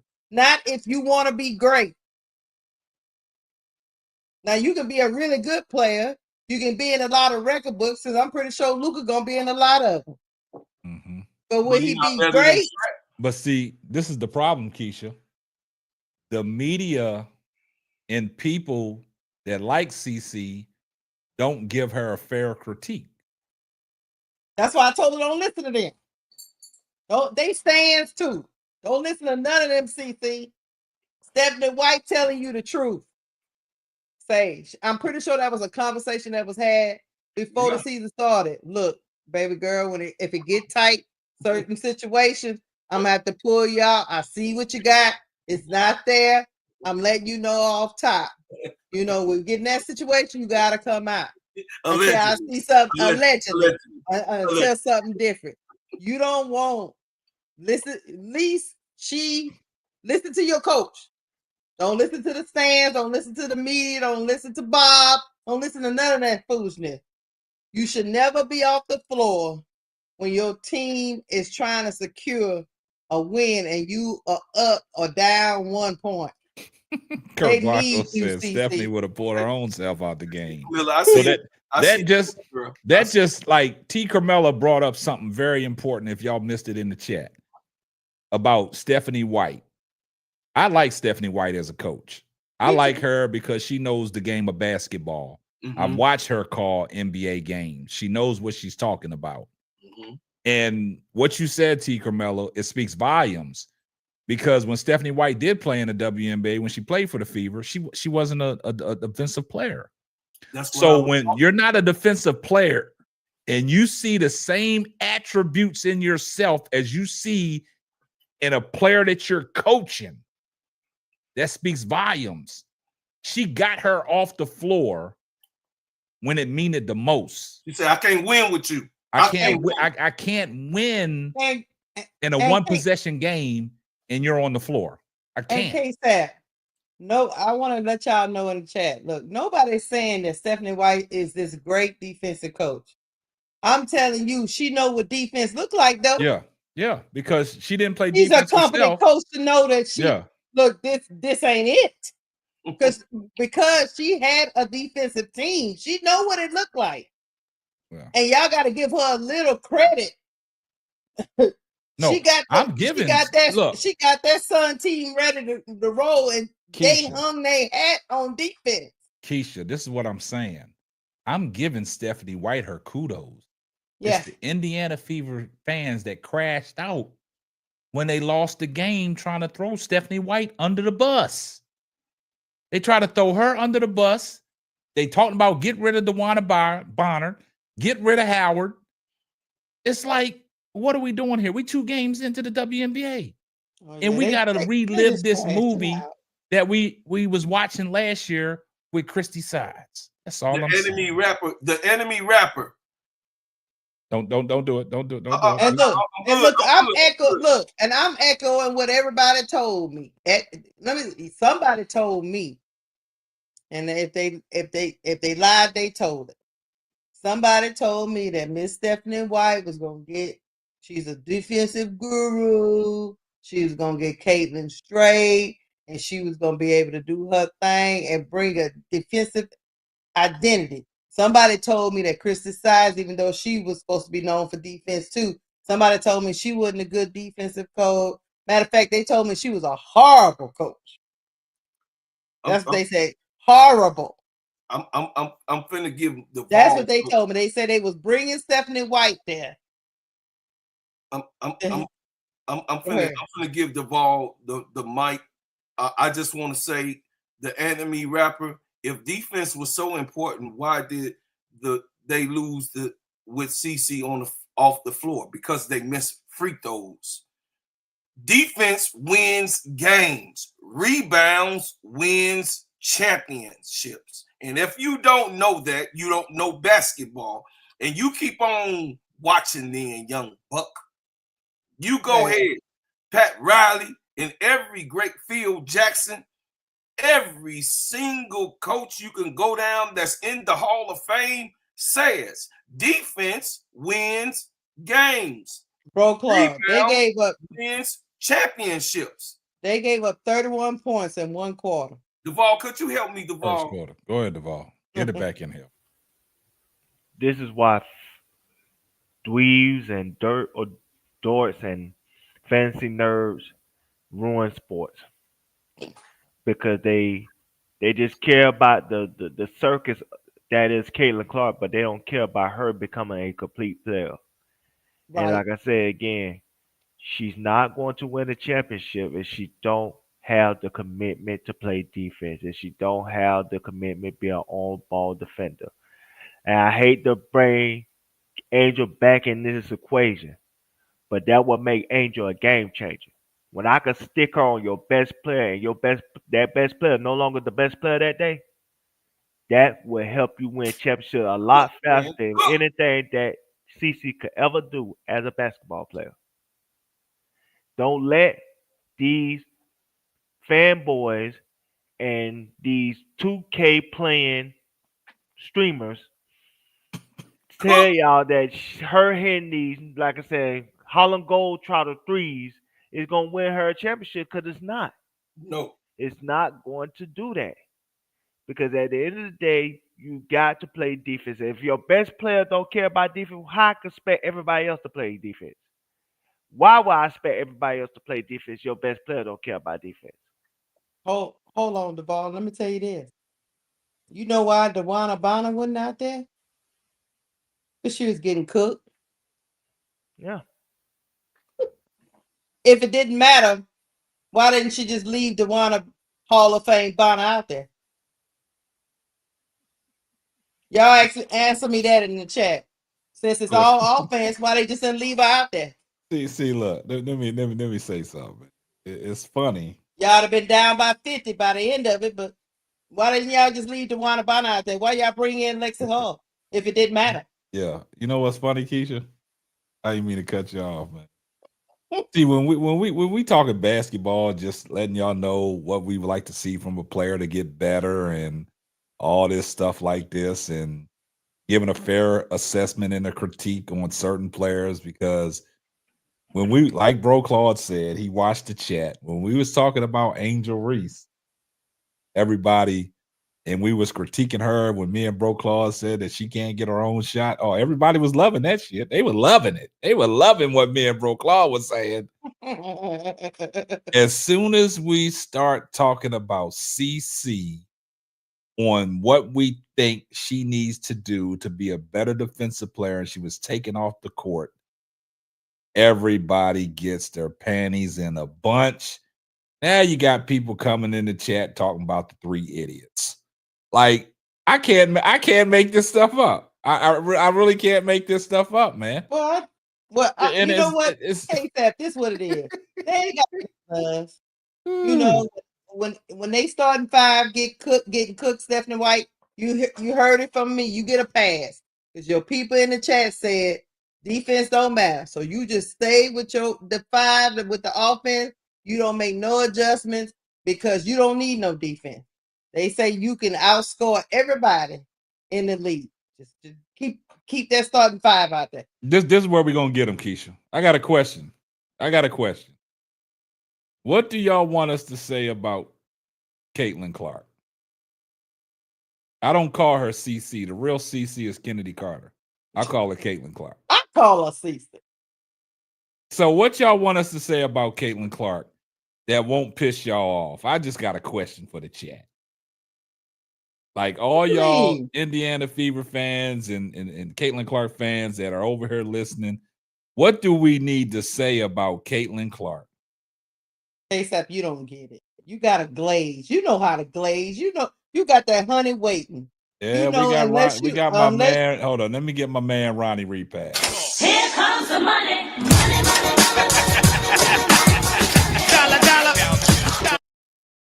Shout out to Ronnie Repass for the $5 super chat. How many balls taken away and thrown away? She only had 3 turnovers.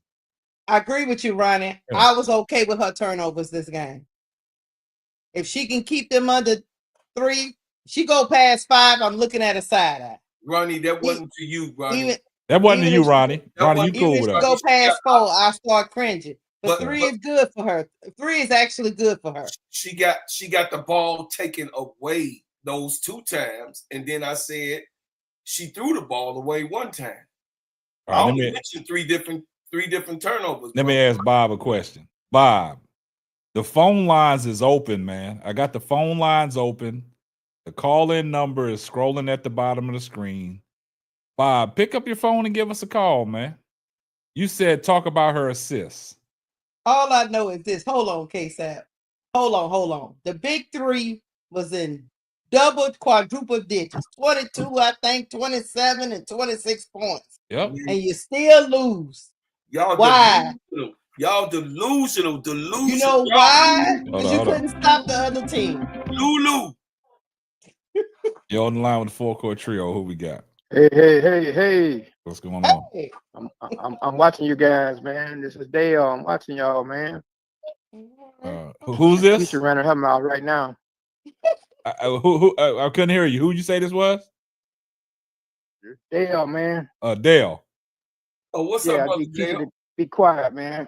He said, Keisha, you got to be quiet. Talking What? to you right All right, now. look, I'm gonna zip it up. I'm With your zipping it. messy ass. Keisha, see, I told Tell you. your co-host to quiet down. Okay, co-host, you got to quiet down. I want everybody to hear this. Okay. I want everybody to hear this. Okay, you guys, pay attention. Claude, pay attention, man. Claude, pay attention. Zip it up. Claude, pay attention. Pay attention, dude. Pay attention, Claude. Yeah. You got Now, you got your phone on replay or something?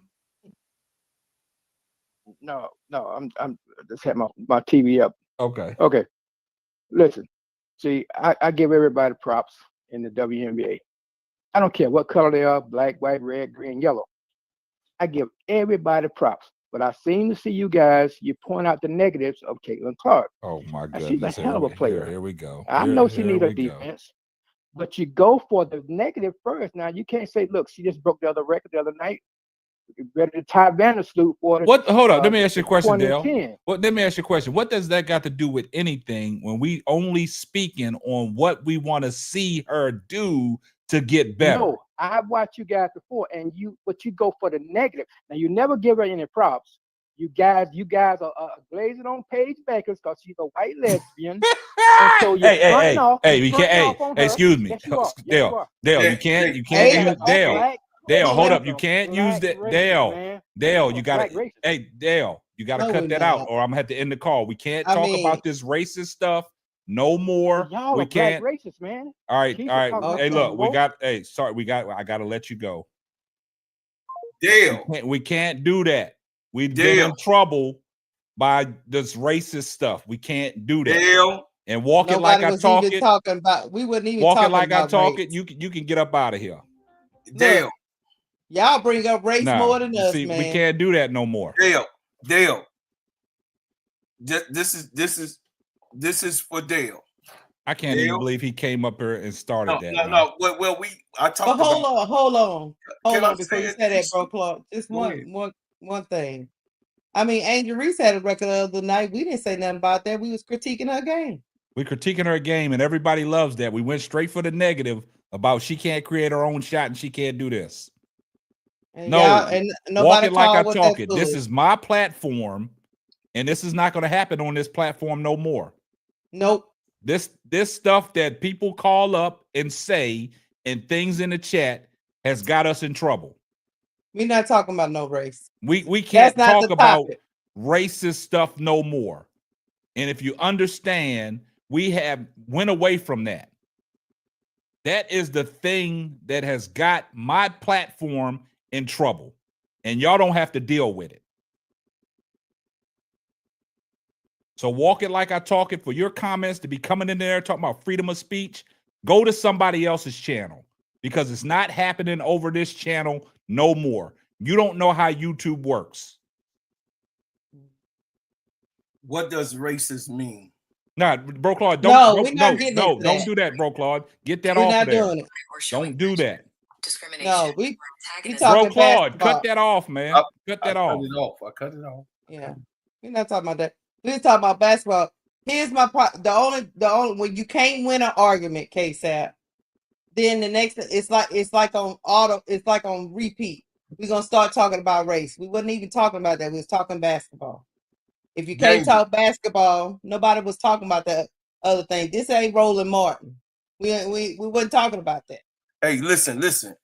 I listen to you and KSAP. Y'all don't go over on these other platforms with CC that are pointing out all the negative stuff on Angel Reese. Y'all don't go over there doing that same stuff. Y'all not bringing it over here no more. Enough is enough. You ain't gonna get on this thing. People don't understand how YouTube works. You're not gonna get up here and don't call here no more, Daniel. You're not gonna. That's the last time that you're gonna try to avoid me because my father raised me. You the boy that can't understand. Bro Claude, you don't even have to go down there. Don't hold up. Nah, bro Claude, nah. On air and it happened. We can't do that. Don't no come more, up here Claude. with that, man. No, I've already addressed what you said. Don't come up here with that. Don't do that. That's all you had to say. I tried to give people the fair warning yesterday when I went live by myself. That's not going to happen no more. This is my platform, and it's not going to be disrespected no more. I let too much get away, and it has affected some of my motion. And it's not going to happen no more. And I'm done talking about it. If we can't talk basketball and critique these players, I don't care who it is, pull up to somebody else's channel. Because it's not going to happen over here no more. Enough is enough. This ain't about black and white, green or red. This is about basketball. Can we continue to talk basketball? Yes, sir. Yeah, because we critiqued a lot of players tonight, not just her. Y'all didn't say nothing when we beat the hell out of Rachel Bannum. No. Courtney Vandersloot. Yeah. Camilla Cardosa. And when we got on Angel Reese, and I saw a comment talking about what is this, hate on Angel Reese tonight? See, that's the difference. We talking basketball, man. We talking basketball, guys. If we can't critique a player and y'all don't like it, don't come to this channel no more. There's other people on YouTube that are talking stuff negatively about Angel Reese. But y'all don't want to go over there and pull up on that show and give that same energy and say, hey, y'all always pointing out the negative about Angel Reese. Why come y'all can't say Angel Reese is a hell of a basketball player? Stop going for the negative. Stop putting her in this racial box. See, what happened is y'all sat there and y'all listen to RG3. Now y'all got y'all's chest poked out. That's the problem. Go ahead, man. But I told y'all last night, it's not going to happen no more over here. It's not. Yes, sir. We done with it. We talking basketball. You ain't finna sung me. Get your butt up out of here. Bro Claude, I understand exactly where you coming from, and I know you wanted to get off, man. But it's not worth it. It's not worth it, man. I got you. It's not worth it. Look, I respect you to the fullest. I understand that you wanted to get off, man, but we got to look at the bigger picture, man. Yeah, absolutely. We got to look at the bigger picture, man. I'm rolling. I mean, for Dale to call in, and the first thing he want to do is glaze over Caitlyn Clark. So we critiquing her about her defense, and then throw Paige Beckers in the equation about being a lesbian, and she hasn't even came out and said anything like that.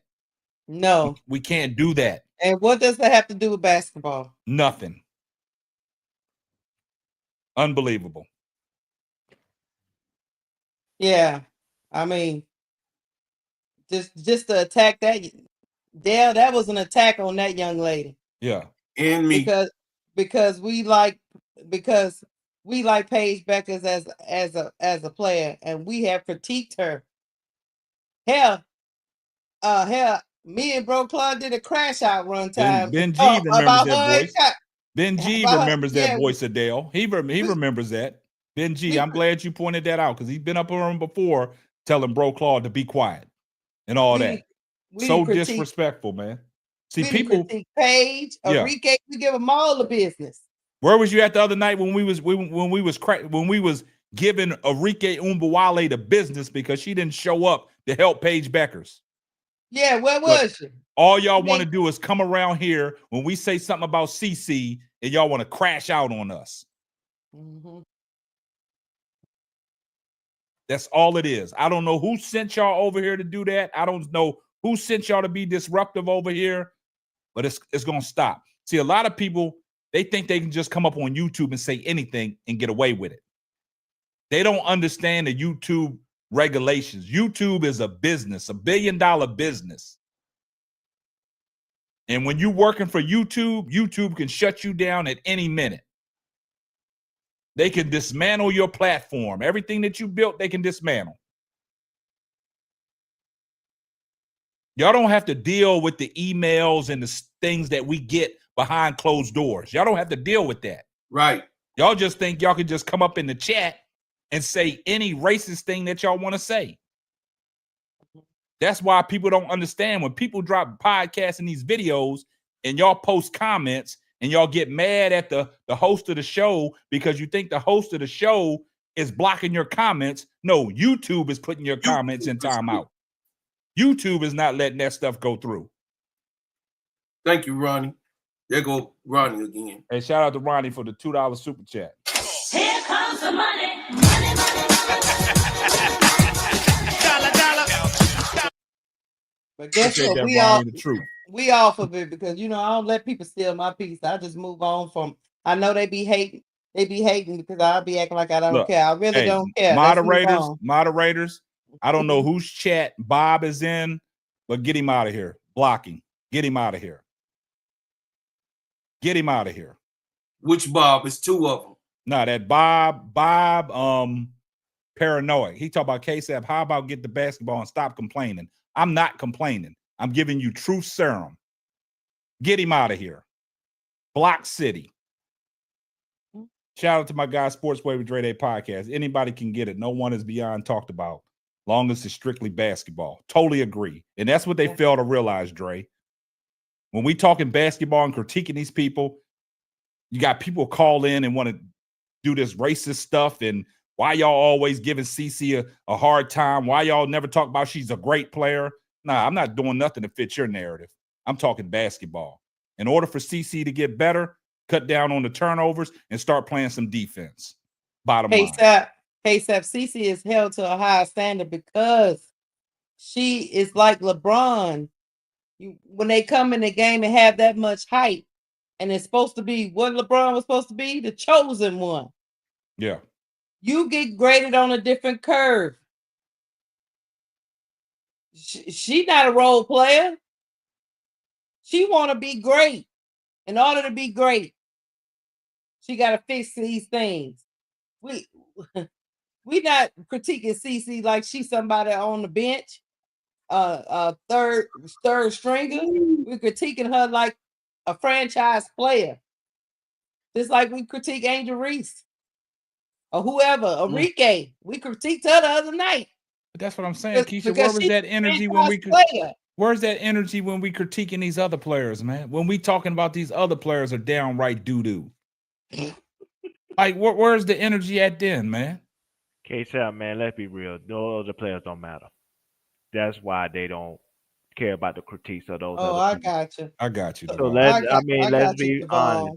Let's be honest. Please, man. Those other players do not matter. That's why the only two names that constantly come up is Angel Reese and Caitlyn Clark. But these people have a narrative about what they feel about a certain player, and they want you to say things to fit that narrative. And if you don't say something to fit that narrative, they get upset because you're not making them feel good. They want to feel good. They don't want the hard truth serum that will make their player better. They want you to say things that make them feel good so they could tuck themselves in at night and have a good night's sleep. They want us to Okay? be Magic City up here, twirling on Yeah. poles. And see, the thing about it is, you got these Caitlyn Clark channels like Bitch Be Frank and Adriana Ross and John the Liquidator and Ben and Daniel and all that. Go over there and have a Boston Tea Party. Go over there and do that. You'll fit right in with them. RG3. You're not gonna fit in with us because we say something about your golden goose.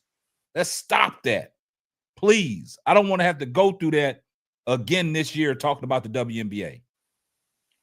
And you gotta understand that a lot of these fans are fanatics. They see themselves in these certain players. And so when you criticize these certain players, it's like you criticizing them. And that's why they feel a certain way because of that. It's all part of Thanks, people True. being so emotional about the people that they want to support because it's bigger than basketball. It's not about basketball. We all know that. And so at the end of the day, they want Caitlyn to be perfect, and they want you to tell us that Angel gonna be out the league in 2 years. You know how many times I heard that? A Hall of Famer gonna be out the league in 2 years. Yeah. Breanna Turner is still on the roster, and she been trashed for the last 3 to 4 years. But won't nobody call the phone line and talk and get mad at the ball for saying Brianna Jones is trash. Nobody would do that. Nobody would do that. They don't care about Breanna unless she supports Angel Reese. Yeah, nobody's gonna come to Enrique Umbawale's defense when we scolded her the other day. Nobody's gonna come to her defense. Nobody's gonna come to Rachel Bannum's defense because we just scolded her half of the night. Nobody is gonna come to her defense. All right, Nobody's gonna come to Courtney Vandersloot defense when we said she looks old and gray, look like she's 40 years old and can't get out the bed. Nobody's gonna come to her defense. No. But you know everybody can get over here. But you know who defense they will come to? Camilla. Why? Shut up. Because Camilla fits a narrative that they want to push when it comes to Dementia Angel Reese. That's all it's coming back to. Caitlyn Clark, Angel Reese. Like I told y'all before, if Camilla was playing on the Dallas Wings, nobody would care about her. You wouldn't even hear Camilla's name. But because she's on Chicago Sky, she got to be the symbol of this is why Angel being held back by such and such player and all these narratives. That's what they care about. Like I said, these fans has a mindset of what they think about said player, and they want everything to be fit into their narrative so they can feel good about themselves. KSAT, put Ronald Repass comment up on the screen right now so they'll know. Yeah, go talk to your government about that. This our platform. Exactly. But you know what's crazy? The only one that came to Angel Reese's defense when we scolded her about her ability not to create her own shot was Duvall, and he's part of the panel. That's the only person that came to her defense. I didn't get no phone calls then when the phone lines was open. It's like, why y'all want to point out the negative about Angel Reese when she got a lot of positive things about her game? And we've talked about the positive thing, just like we've talked about these positive things. Angel Reese is a 100 player, and she wants people to keep it 100 with her. That's why her fans have to keep it 100. She wants to be better. Angel wants to be better. She said it out her mouth, she wants to be the greatest. So she has to suck up the criticism that's said about her so she can be the greatest. And I believe that she can be the greatest. K-Town Brown, you got a point. CC fans are successful when they stop you guys from talking about basketball. That's their only goal. You right, K-Town. We're going to clip that. You right. We clipping that. That might need to go on a shirt. Yep. Put that on a shirt. On. Hey, underdog, put that on a shirt. Man, that is K-Town Brown, that is facts right there. Let me say something real quick, please. Go ahead, Devon. Because he from my crib. Miss your mama, I respect you. I thank you for always coming in the chat and always showing love to not only me but to the panel and to this show and to this family. Just because I criticize Camille, that don't mean I don't like her. I'm just not gonna allow y'all to use her as a symbol to diminish Angel Reese. I'm not gonna allow that. She's immune to criticism too. If y'all want to put this woman on a pedestal, then she need to earn that. Like I said, we go back to Unrivaled. When people were saying Chelsea Gray was the MVP of the team, of the Rose, you never heard an argument out of me. Why? Because Chelsea Gray shown in Unrivaled she was a great player. She's shown she was the best player on the team. She's shown she was the most important for what they were trying to do. Why am I arguing against that? When y'all try to tell me, especially these CC fans, hey, Camilla need to be the first option. Camilla is the better player. Camilla would be great if she was on another team. Camilla need to push Angel to the bench. Prove it. That's all I'm saying. Camilla Cardoso is not better than Angel Reese. It's not even about she's not better than Angel Reese. She ain't been better than Angel Reese at any point in her career. But no, I'm just saying this 100%. Camilla Cardoso can't do a tween behind the back, downhill, spin move, layup. She can't do that. Okay?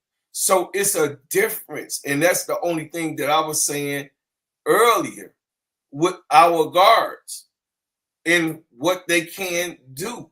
At this point, Camilla, out of the 5, she's the most underdeveloped out of the 5 that's on the floor. Y'all ain't heard me ever say that. But I will say it because it is the truth. You never said it because I'm a Camilla Cardoso advocate. I'm a Gamecock head. My baby mama produced that baby.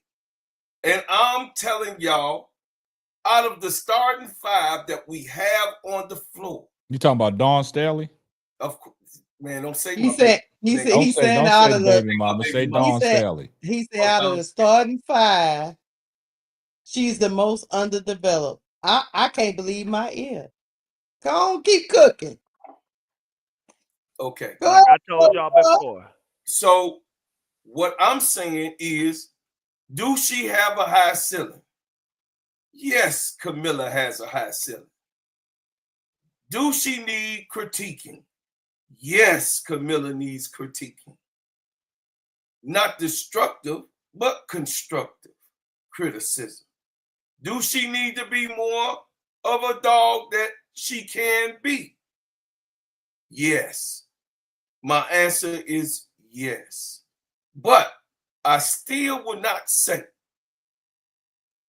she's Angel Reese.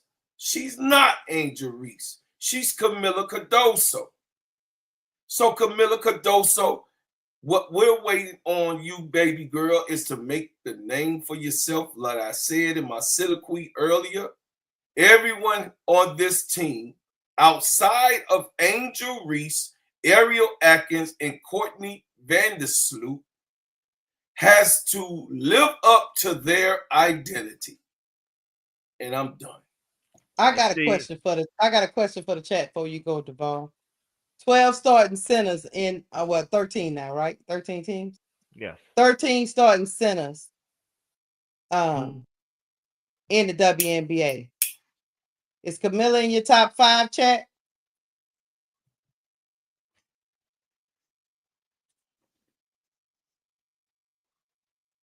Well, by default, I'm gonna put her in the top 5 because ain't too many centers in the WNBA. I was just going to say that. By default, I would put it in top 5. By default, I'll put it in top 5. Yeah, because you got Jonquel Jones, you got Izzy McAvoy. You got I'm like Goon the Alana Shooter. I Smith. really can't name 5 or 6 You got Alana great Smith. centers. Only one I can name is Jonquel Jones. You got And Izzy Brittany McAvoy, Griner. Brittany Griner. Bree Jones, Bree Jones, and Brittany I Griner. can't even say Ezzy McBeck from I can't even put that name in there. No. Bree Jones, She a Brittany center though, Griner. ain't she? you talk Yeah, about. but I can't put her as a Asia's not a center. She plays in that time, but you got Leah Boston. She's a. You got a Leah Boston. You think she just got cooked by a Leah Boston? I know, but that's 3. Oh, I said Brittany Griner. I said 6 good centers. Alana Smith. Alana Smith with the links. Just because she's labeled a center, is she a Here you go. center? Look, I'm I know. I'm just saying who plays the position. That's why I said I said by default I'm putting her in the top 5 by default.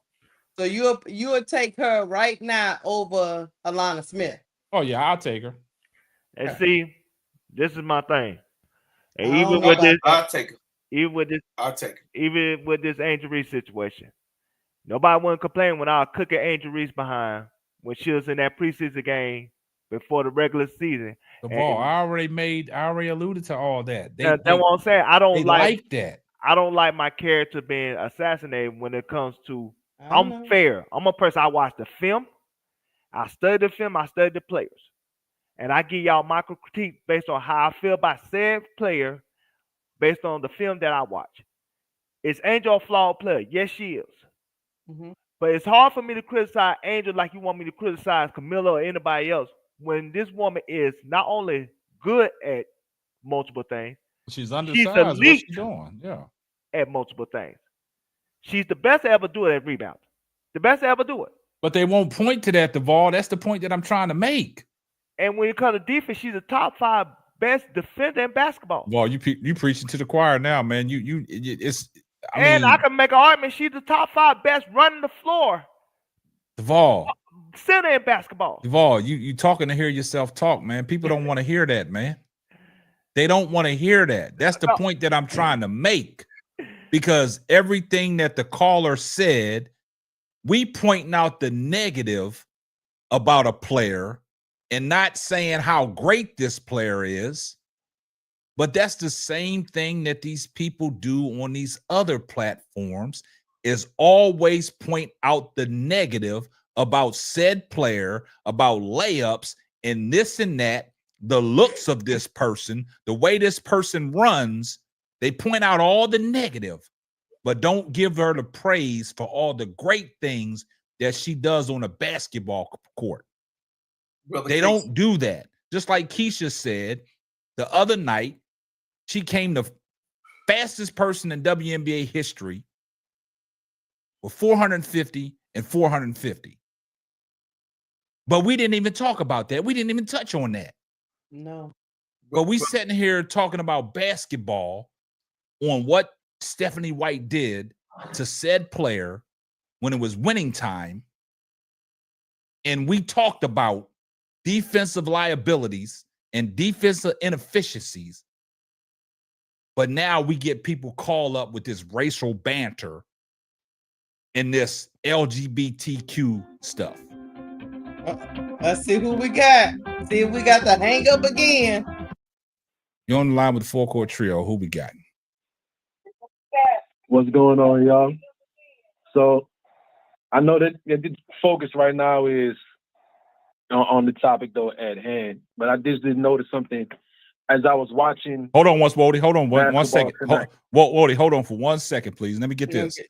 Hey, Super shout out chat. to Ronnie Repass for the $5 super chat. Here comes the money. That's the obvious, Ronnie, man. Drama only happens when the Fever play the sky because of Caitlyn and Angel. That's the obvious, man. Appreciate the super chat. Go ahead, Wody. I mean, that's to Ronnie's point though. That's what people are tuning into, and that's what the viewers and the advertisers are getting the most traction on. Like we all are well aware of that, you know. Unfortunately, it is the society we live in. Clicks and views. As I was watching tonight, and still I'll do my best to keep it women's basketball, but as I was watching tonight, Tom Thibodeau did something to his star player that I wonder though what a lot of people per se have a problem with, right? What'd he do? Tom Thibodeau pulled Jalen Brunson. Those who know Jalen Brunson pulled Big body Jalen Brunson Brunson. in a decisive moment, close game, put him on the bench for a defensive player or a bigger player. Because he was right? getting cooked by Halliburton. We know Go is ahead. the star. Yeah. Yeah, we know Brunson is the star. And I miss again some of what a lot of people are saying, but I know a lot of people's hold up of what was being said as Stephanie White took her out. I mean, sometimes it's just smart coaching to do that. Thank you. Even Bodie. say somebody like Brunson who's competing, he competes, but he had 5 fouls and he's important. But he also, I think the fouls might have played a part too, but he's competing. But again, he might, 1, foul trouble, and 2, put somebody on the court who's a better defender. She pulled Cece and put DeWanna Bonner. And most people would tell you DeWanna Bonner. You want DeWanna Bonner or you want Cece covering somebody, whether it be Ryan Howard, whoever it may be. I mean, yeah, DeWanna Bonner gave you absolutely nothing offensively that night. And so you could say somewhat similar for Natasha Howard, but they do other things They know on the how to court when they're defend. That not don't scoring. show up in the box score. Thank you, Wody. So I can accept that. I mean, DeWanna Bonner did absolutely zilch. Besides grabbing a few rebounds and play some solid defense. But again, it don't show up in the box score. But even me as a passive observer, I can accept that. Yeah, it didn't work because they still ended up losing, but hey, it's the right thing to do. Let me tell you why it didn't work. And it should have worked. Because Kelsey Mitchell, as a defender she played the absolutely best defense on Natasha Howard when she put the ball on the floor and she got in the paint. But what Kelsey Mitchell did, she panicked and she put her left hand around her and grabbed her when she didn't have to. All she had to do was put her hand straight up. Fever win that game. You get the stop that you need. And then everybody's going to say Stephanie White was a genius for doing that. But see, it didn't benefit them. Now she's being thrown under the bus. And we have to talk about it. I don't think even a lot of people was to be completely fair. If I go down the Twitter timeline, right? Because just generally we can see a lot of people's immediate reactions, or like even say some of the content being made. The biggest point of contention I've seen people say is you ran a play for somebody who was cold, who did not get a bucket all night.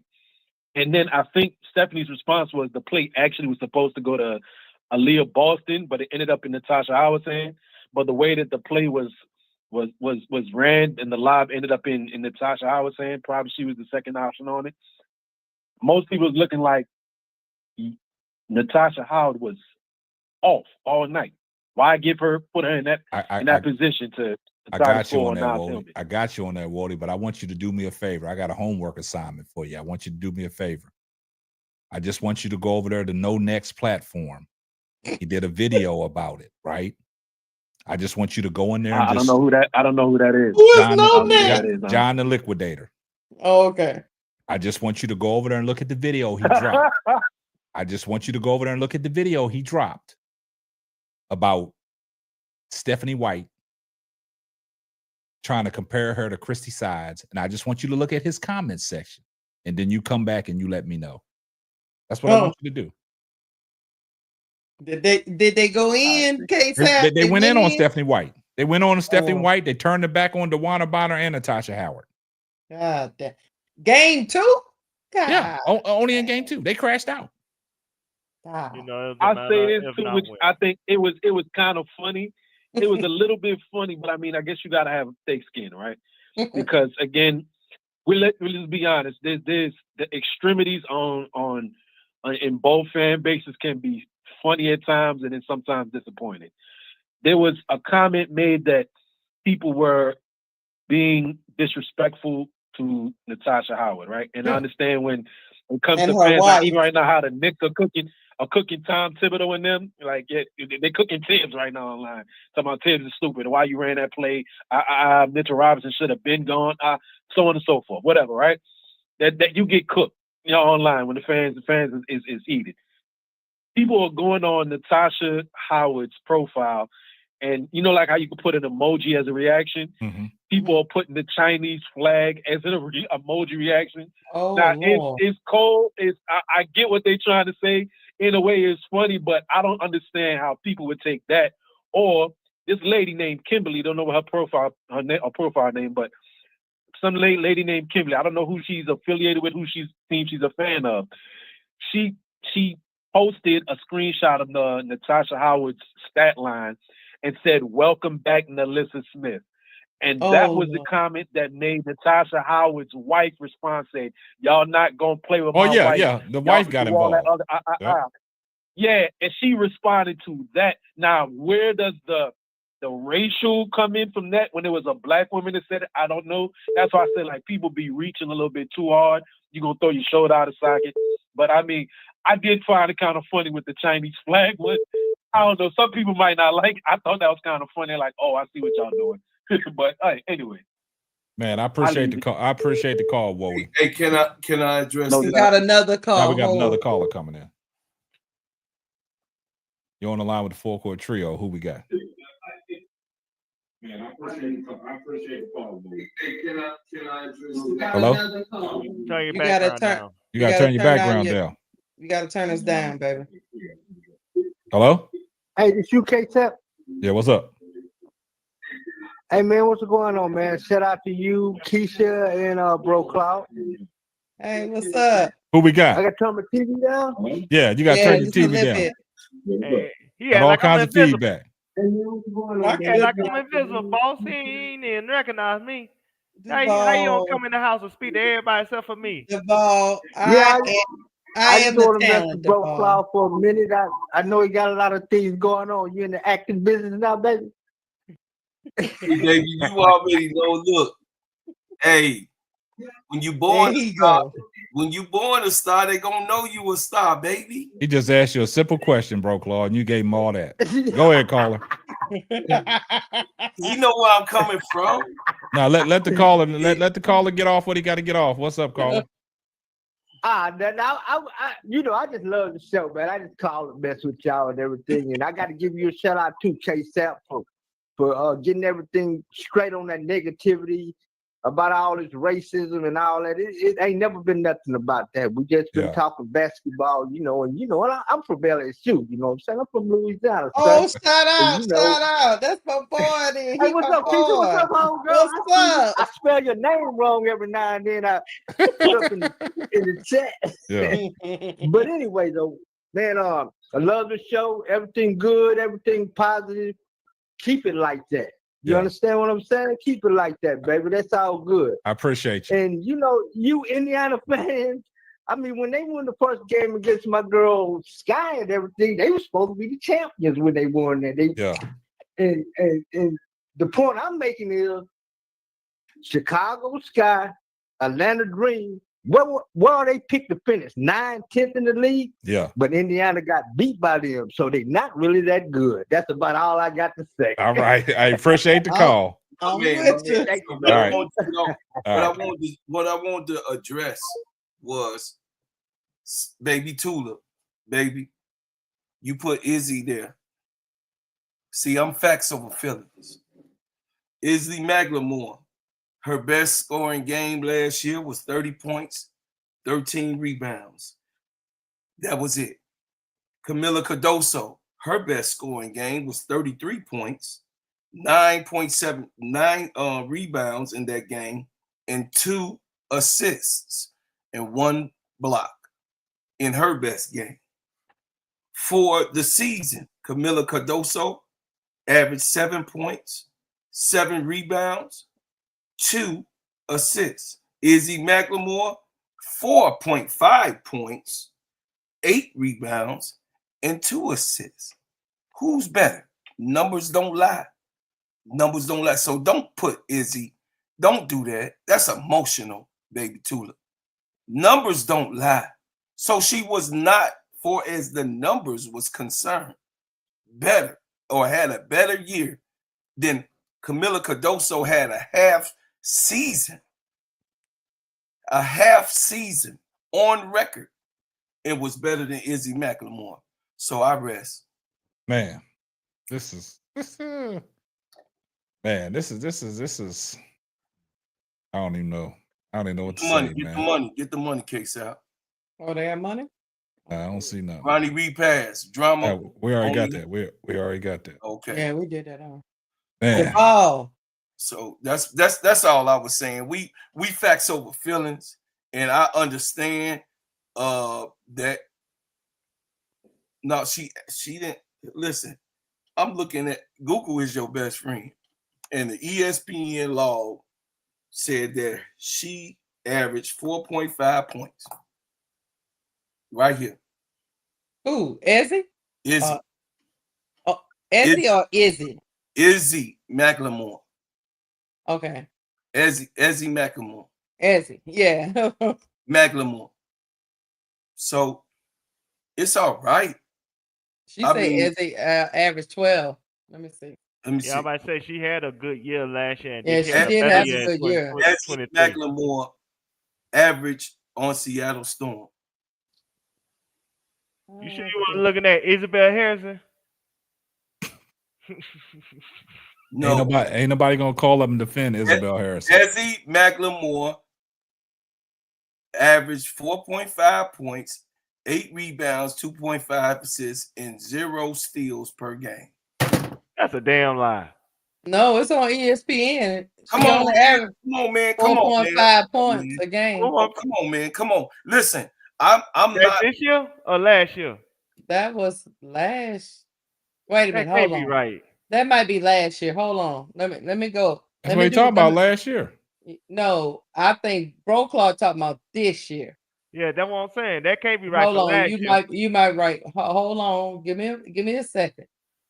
Let me look at this now. 124. I gotta talk to you like Skip Bayless and say, put your glasses. No, she averaged 11.7 points a game, 8 rebounds a game in 2024. Bro, Claude, Google your friend. And see, in 2025, it's saying 4.5 points because they didn't only play like one game. Yeah, that's what I said. I know. Yeah, no. It's all good, man. Hey, you can't really go off 2025. They ain't played that many games, bro. Yeah. No. Man, so yeah, she's normally 12 points, 8 rebounds. Her biggest thing is the blocks. She averaged 2 blocks per game. I think she was taking the lead last year. And Izzy was out for about a couple of weeks because she was hurt last year too.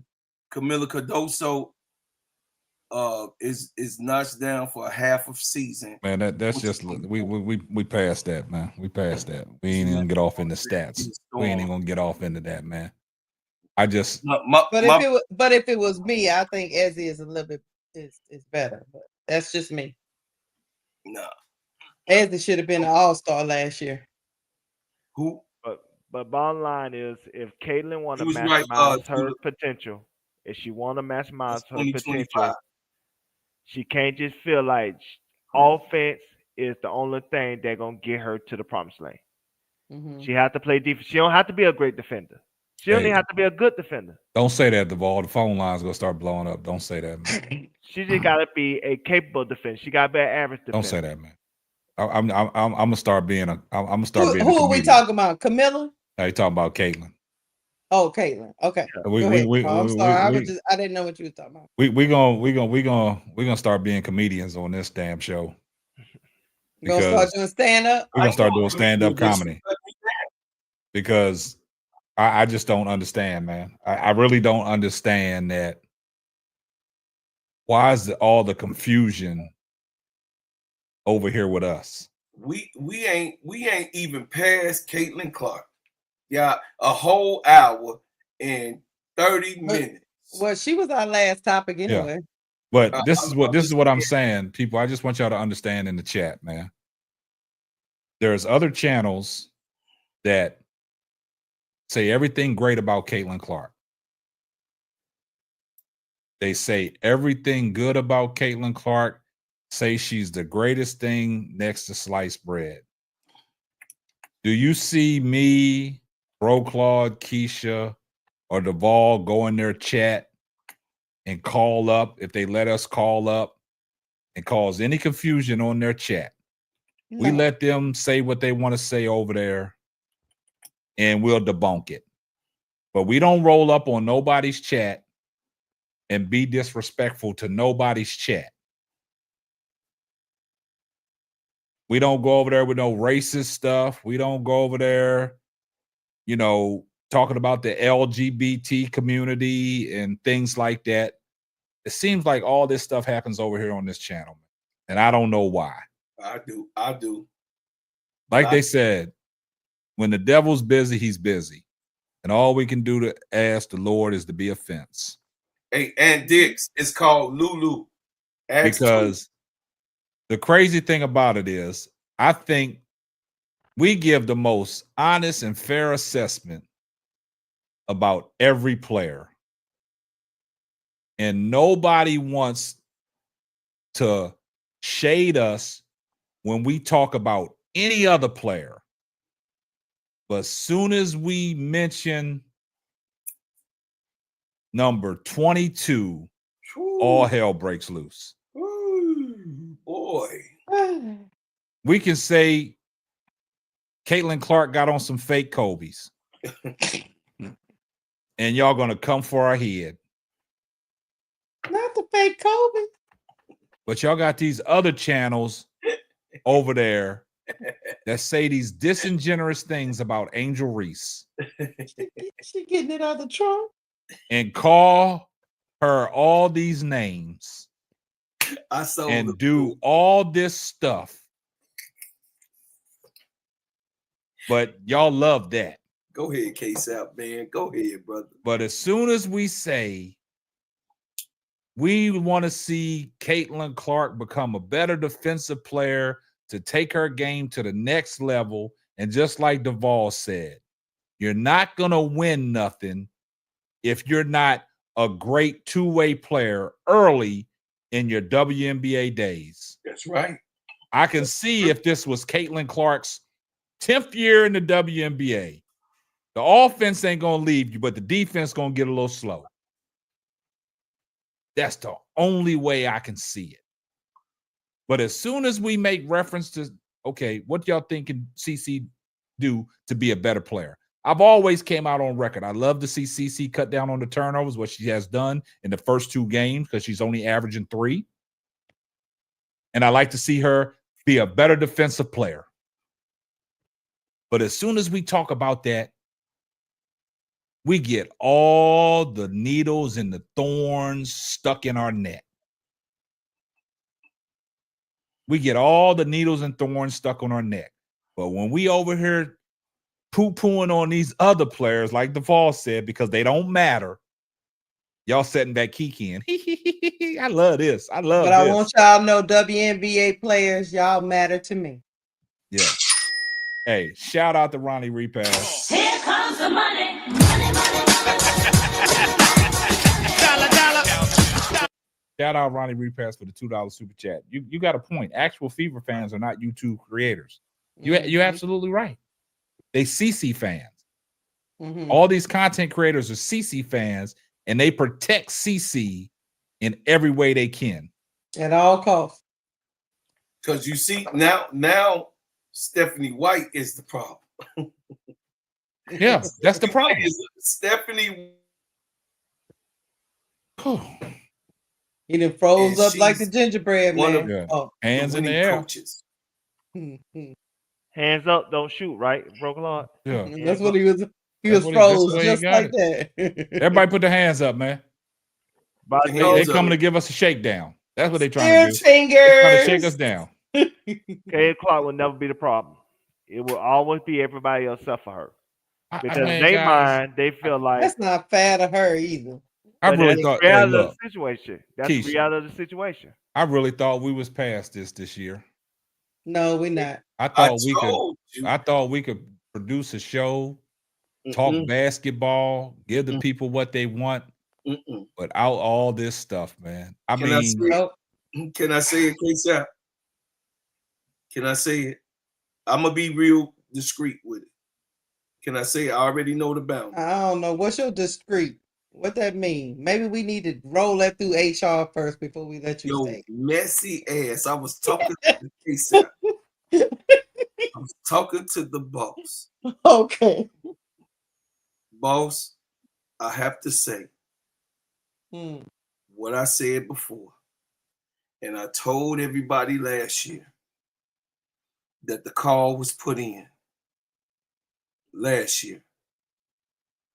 When I first came the second week of me coming on Brother K-Sap's show in June last year, in the middle of June, Kathy Engelberg has already have the call, must give the call production, must put out whatever garbage can that she can grab, a steel one, a metal one, a plastic one, for you all to gravitate to dig your hands in, to pulverize, to politicize, and to eat.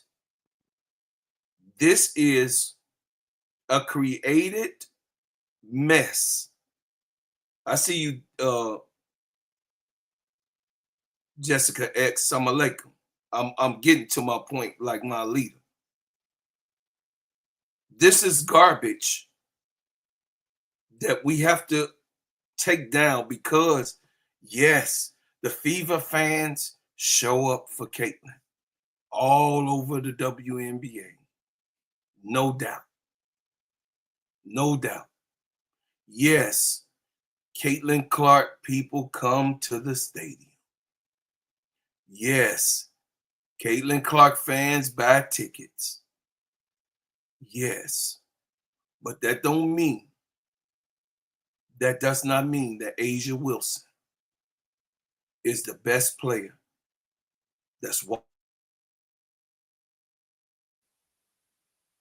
Yeah, God shut land. his ass up for a minute.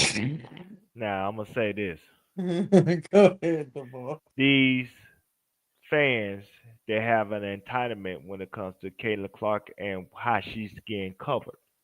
And if you don't cover her the way that they see fit, they would be upset because they feel like we owe Caitlyn Clark. As if Caitlyn Clark is the only person that bringing in fans. Mm-hmm. Because I'm gonna tell you this: that game did a 2.7.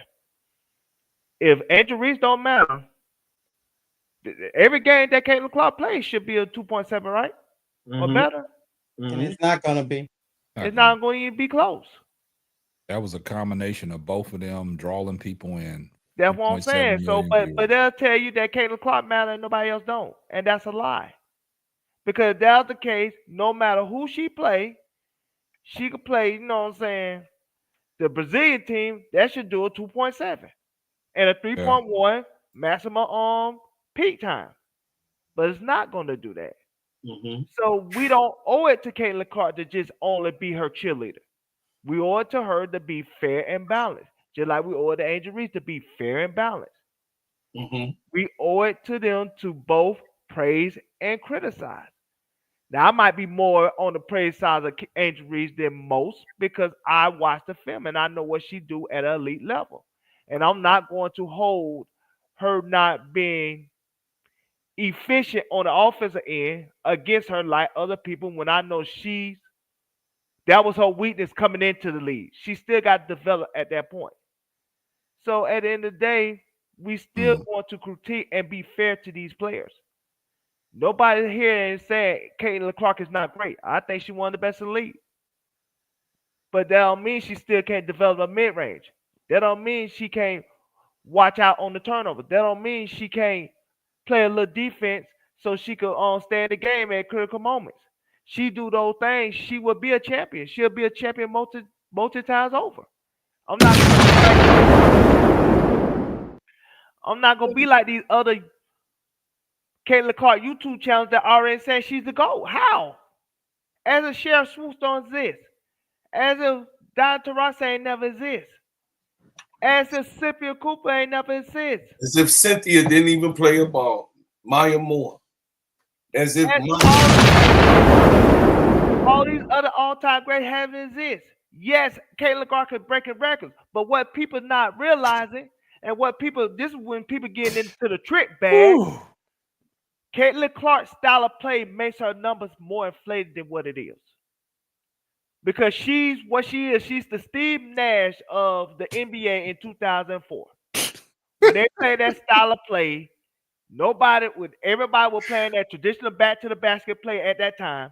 It took a few years for people to catch up to it, and then it been variations of that same style of play from Steve Nash, from the Miami Heat with LeBron to the San Antonio Spurs. And then once the Warriors took that same style of play and made their variations to it, now we got the same style of play to this very day, and not everybody plays that way. So right now, CC's game is ahead of the curve compared to everybody else, because everybody else is used to playing a certain style of play when it comes to the WNBA, because it was a big man's league until last year.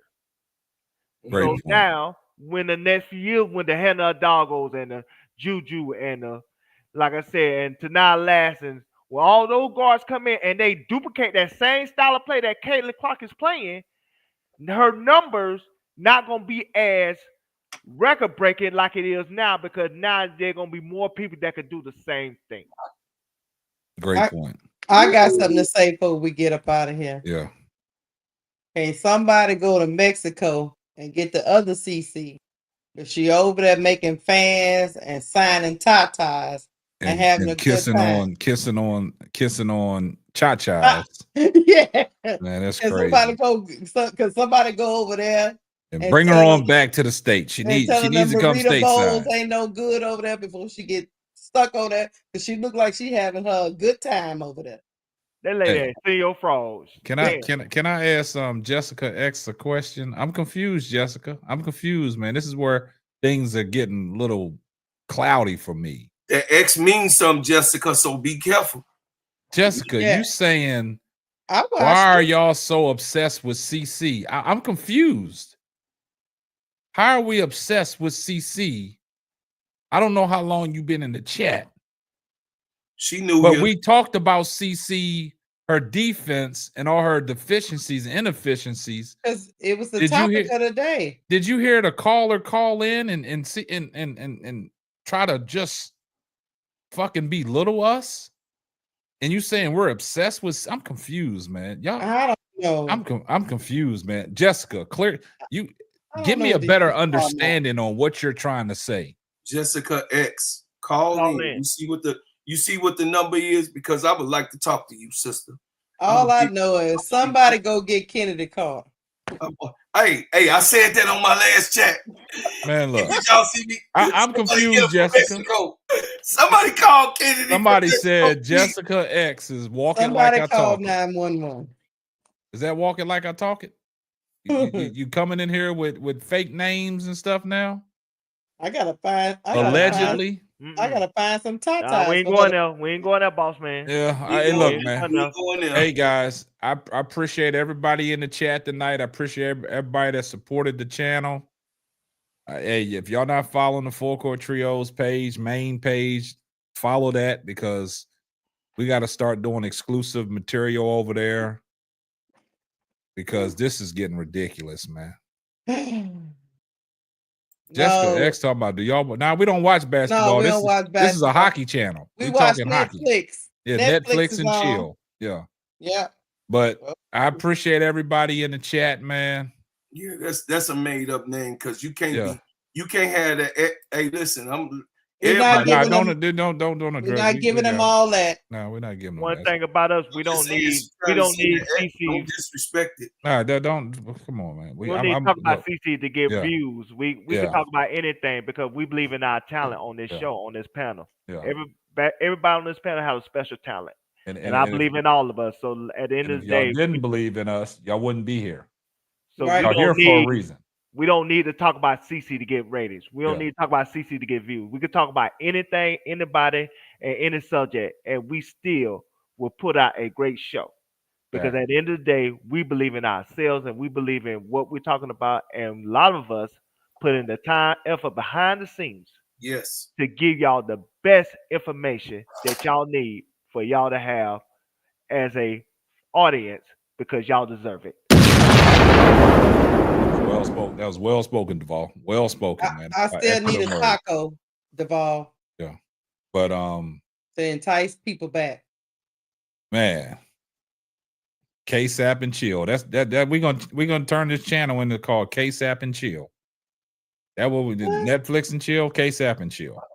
I just T. Carmelo, appreciate all the love and support. Always, man. We know who the faithful people are, man. We know. Hopefully we don't crash out tomorrow. Well, K-Sap gonna crash out. I can feel it. I can't. Why does it always Claude come is too predictable? But I think K-Sap might be due for a crash out. Why does it always come to a particular time in the show where somebody gonna try to hijack always it? At the end.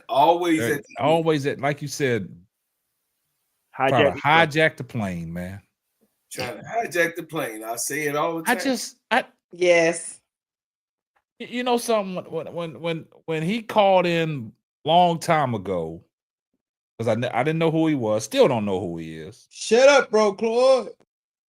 At that time, I don't think I was thinking right. You wasn't. No.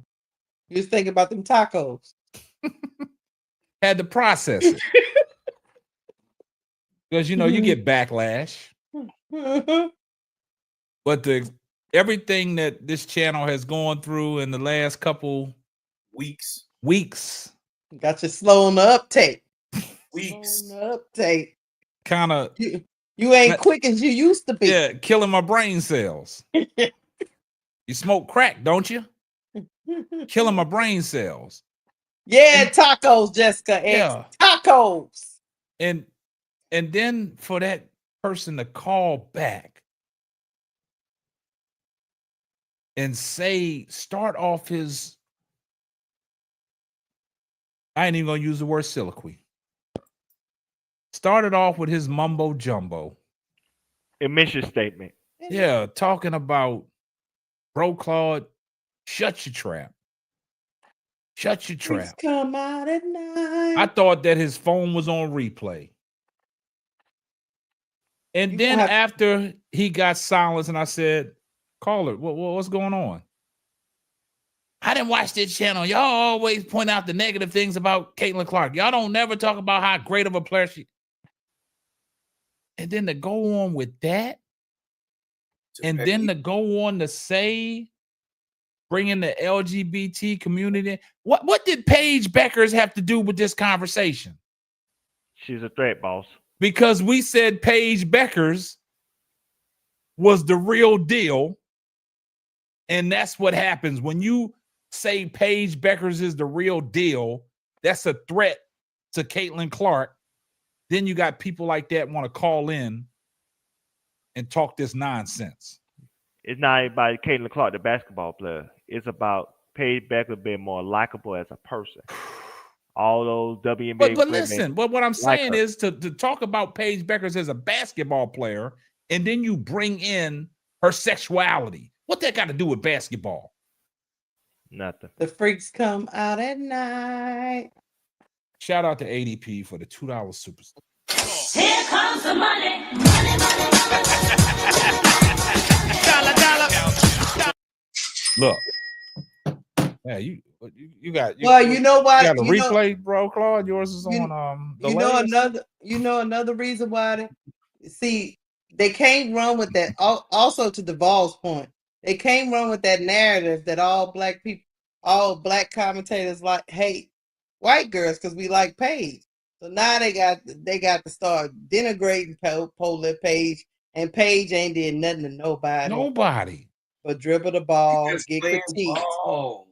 She gets critiqued just like everybody else. Oh no, I love Dana Taurasi. In college, she had so much pressure on her because all of us was like, "You gotta win it, boo boo. You gotta win it." Ain't that what we were saying, bro? Claude, throughout when we was like, "Look, Paige, I don't know, it's looking kind of funny down the stretch here. You gotta win it." Everybody in the chat last year when I said I hope Dana Taurasi play at least one more year so that she could get the money that she deserved. Everybody killed me last year. No, the reason why she got out of there because Sophie was going to Pound Town. No. She put out a statement and said it's all false. Well, allegedly. I've always said it when I did the show, I said allegedly. This is allegedly, right? Allegedly. But then I look at everything that happened. It was too many moving pieces in Phoenix. It makes you wonder, like, what's really going on. But we're gonna leave that alone, man. Appreciate everybody that's in the chat. Appreciate you, Lady J, as always. Appreciate you, Tiffany and Company, JT Money, Andre. I see everybody in the chat. I acknowledge everybody in the chat. Hey, love you guys. Hold on before you click out, KSAP. I'm gonna start a GoFundMe for them tacos. Go ahead, close it out, KSAP. Yeah, but we appreciate everybody. I gotta get my girl back. Yeah, we appreciate everybody in the chat, man. And good show, brother. I think the Players Club or the what's the name of y'all's show? You know what the name of our thing is. You know what? Over there at the Trap House or something. I don't know. Magic City will be up and running tomorrow. Yeah, y'all go over there. Look. Magic City online, allegedly. I'll be at the door. Y'all go over there to the whole house. And y'all have a good time with the people at the whole the house. ball will be in the back. You know, the ball be scared sometimes. So hey, you know what I mean? You got the butt-naked strippers in there serving drinks tomorrow for free. So if y'all want to come in early, bring your wings and bring your drinks. Hey, I got BYOB at the Players Club. What's it called? You better not bring your own. You better go to the bar. Over at the club, the clubhouse. I got pepper spray like Charleston White. Hey, believe me. Chronicles of WBB TV says she'll be at the whole house. Hey, they got free drinks over there tomorrow if you come in early. You better not let they pre-gaming. You better not. I'm Bonnie Mac in here. You better not let her not one get a free drink. You got to show your big toe. You got to show your big toe to get in. You got to show your big toe to get in. If you come to the back door, you stay in the back. Hey, if you go to the back door, that's where Bro Claude wants you at the back door. Just as long as y'all know the GoFundMe is being launched because I think we're gonna need about half seat. Man. Moving on. Moving on. Hey, once again, shout out to Lakeisha from Cut the Ish. I'm sorry, I ain't mean to call you Lakeisha. Oh, you trying to call my government name? I didn't know You know I'm running from a couple of things. Yeah. Shout out to Keisha from Cut the Ish. Real Talk Sports. Shout out to Claude Lanier from Steady Serving ENT. Government names. Oh God! Shout out to Jacksonville's own Duvall. I'm a man without a country. The slave man without a country. A man without a face. You need to put your baby face on us. Hey, man without a country. A man without a face. But my voice is never a mystery. There you go. And shout out to all you that was in the chat that kept it positive and understood where we was coming from. For those that don't like what we say, we don't care. We don't care. So eat her until you hiccup. Okay? Okay. We're not Caitlyn Clark PR channel. Thank you, Kurt. We're a basketball channel. We're not a PR firm. I'm sorry. Go tell your mama what we said. We don't care. If you want to put your hospital gown on and get your back out and show your back, I know where y'all can go. We on the D block, ADP. We on the D block, ADP. You was asking for the Don't tell your mama, your dad, or your cousins that them mean people online don't care. I just don't understand it, man. I can't. That right there, it's always something there to throw a curveball, man. Good night, chat. Get on out of here, K7. Yeah, Marcus Harold. Now you want to watch the players. If you go over to the Players Club, you won't be disappointed. And Duvall, because you all are such great people. Hold up, bro, Claude. Marcus Harrell wants to give y'all a personal shout out. You see what he says? He says, now I want to watch the Players Club. It be Thanks, popping Mark. over there, Marcus Harrell. It be popping. So Come on. look, check this out. Hmm. I'm going to hit y'all with this. God bless. Good night.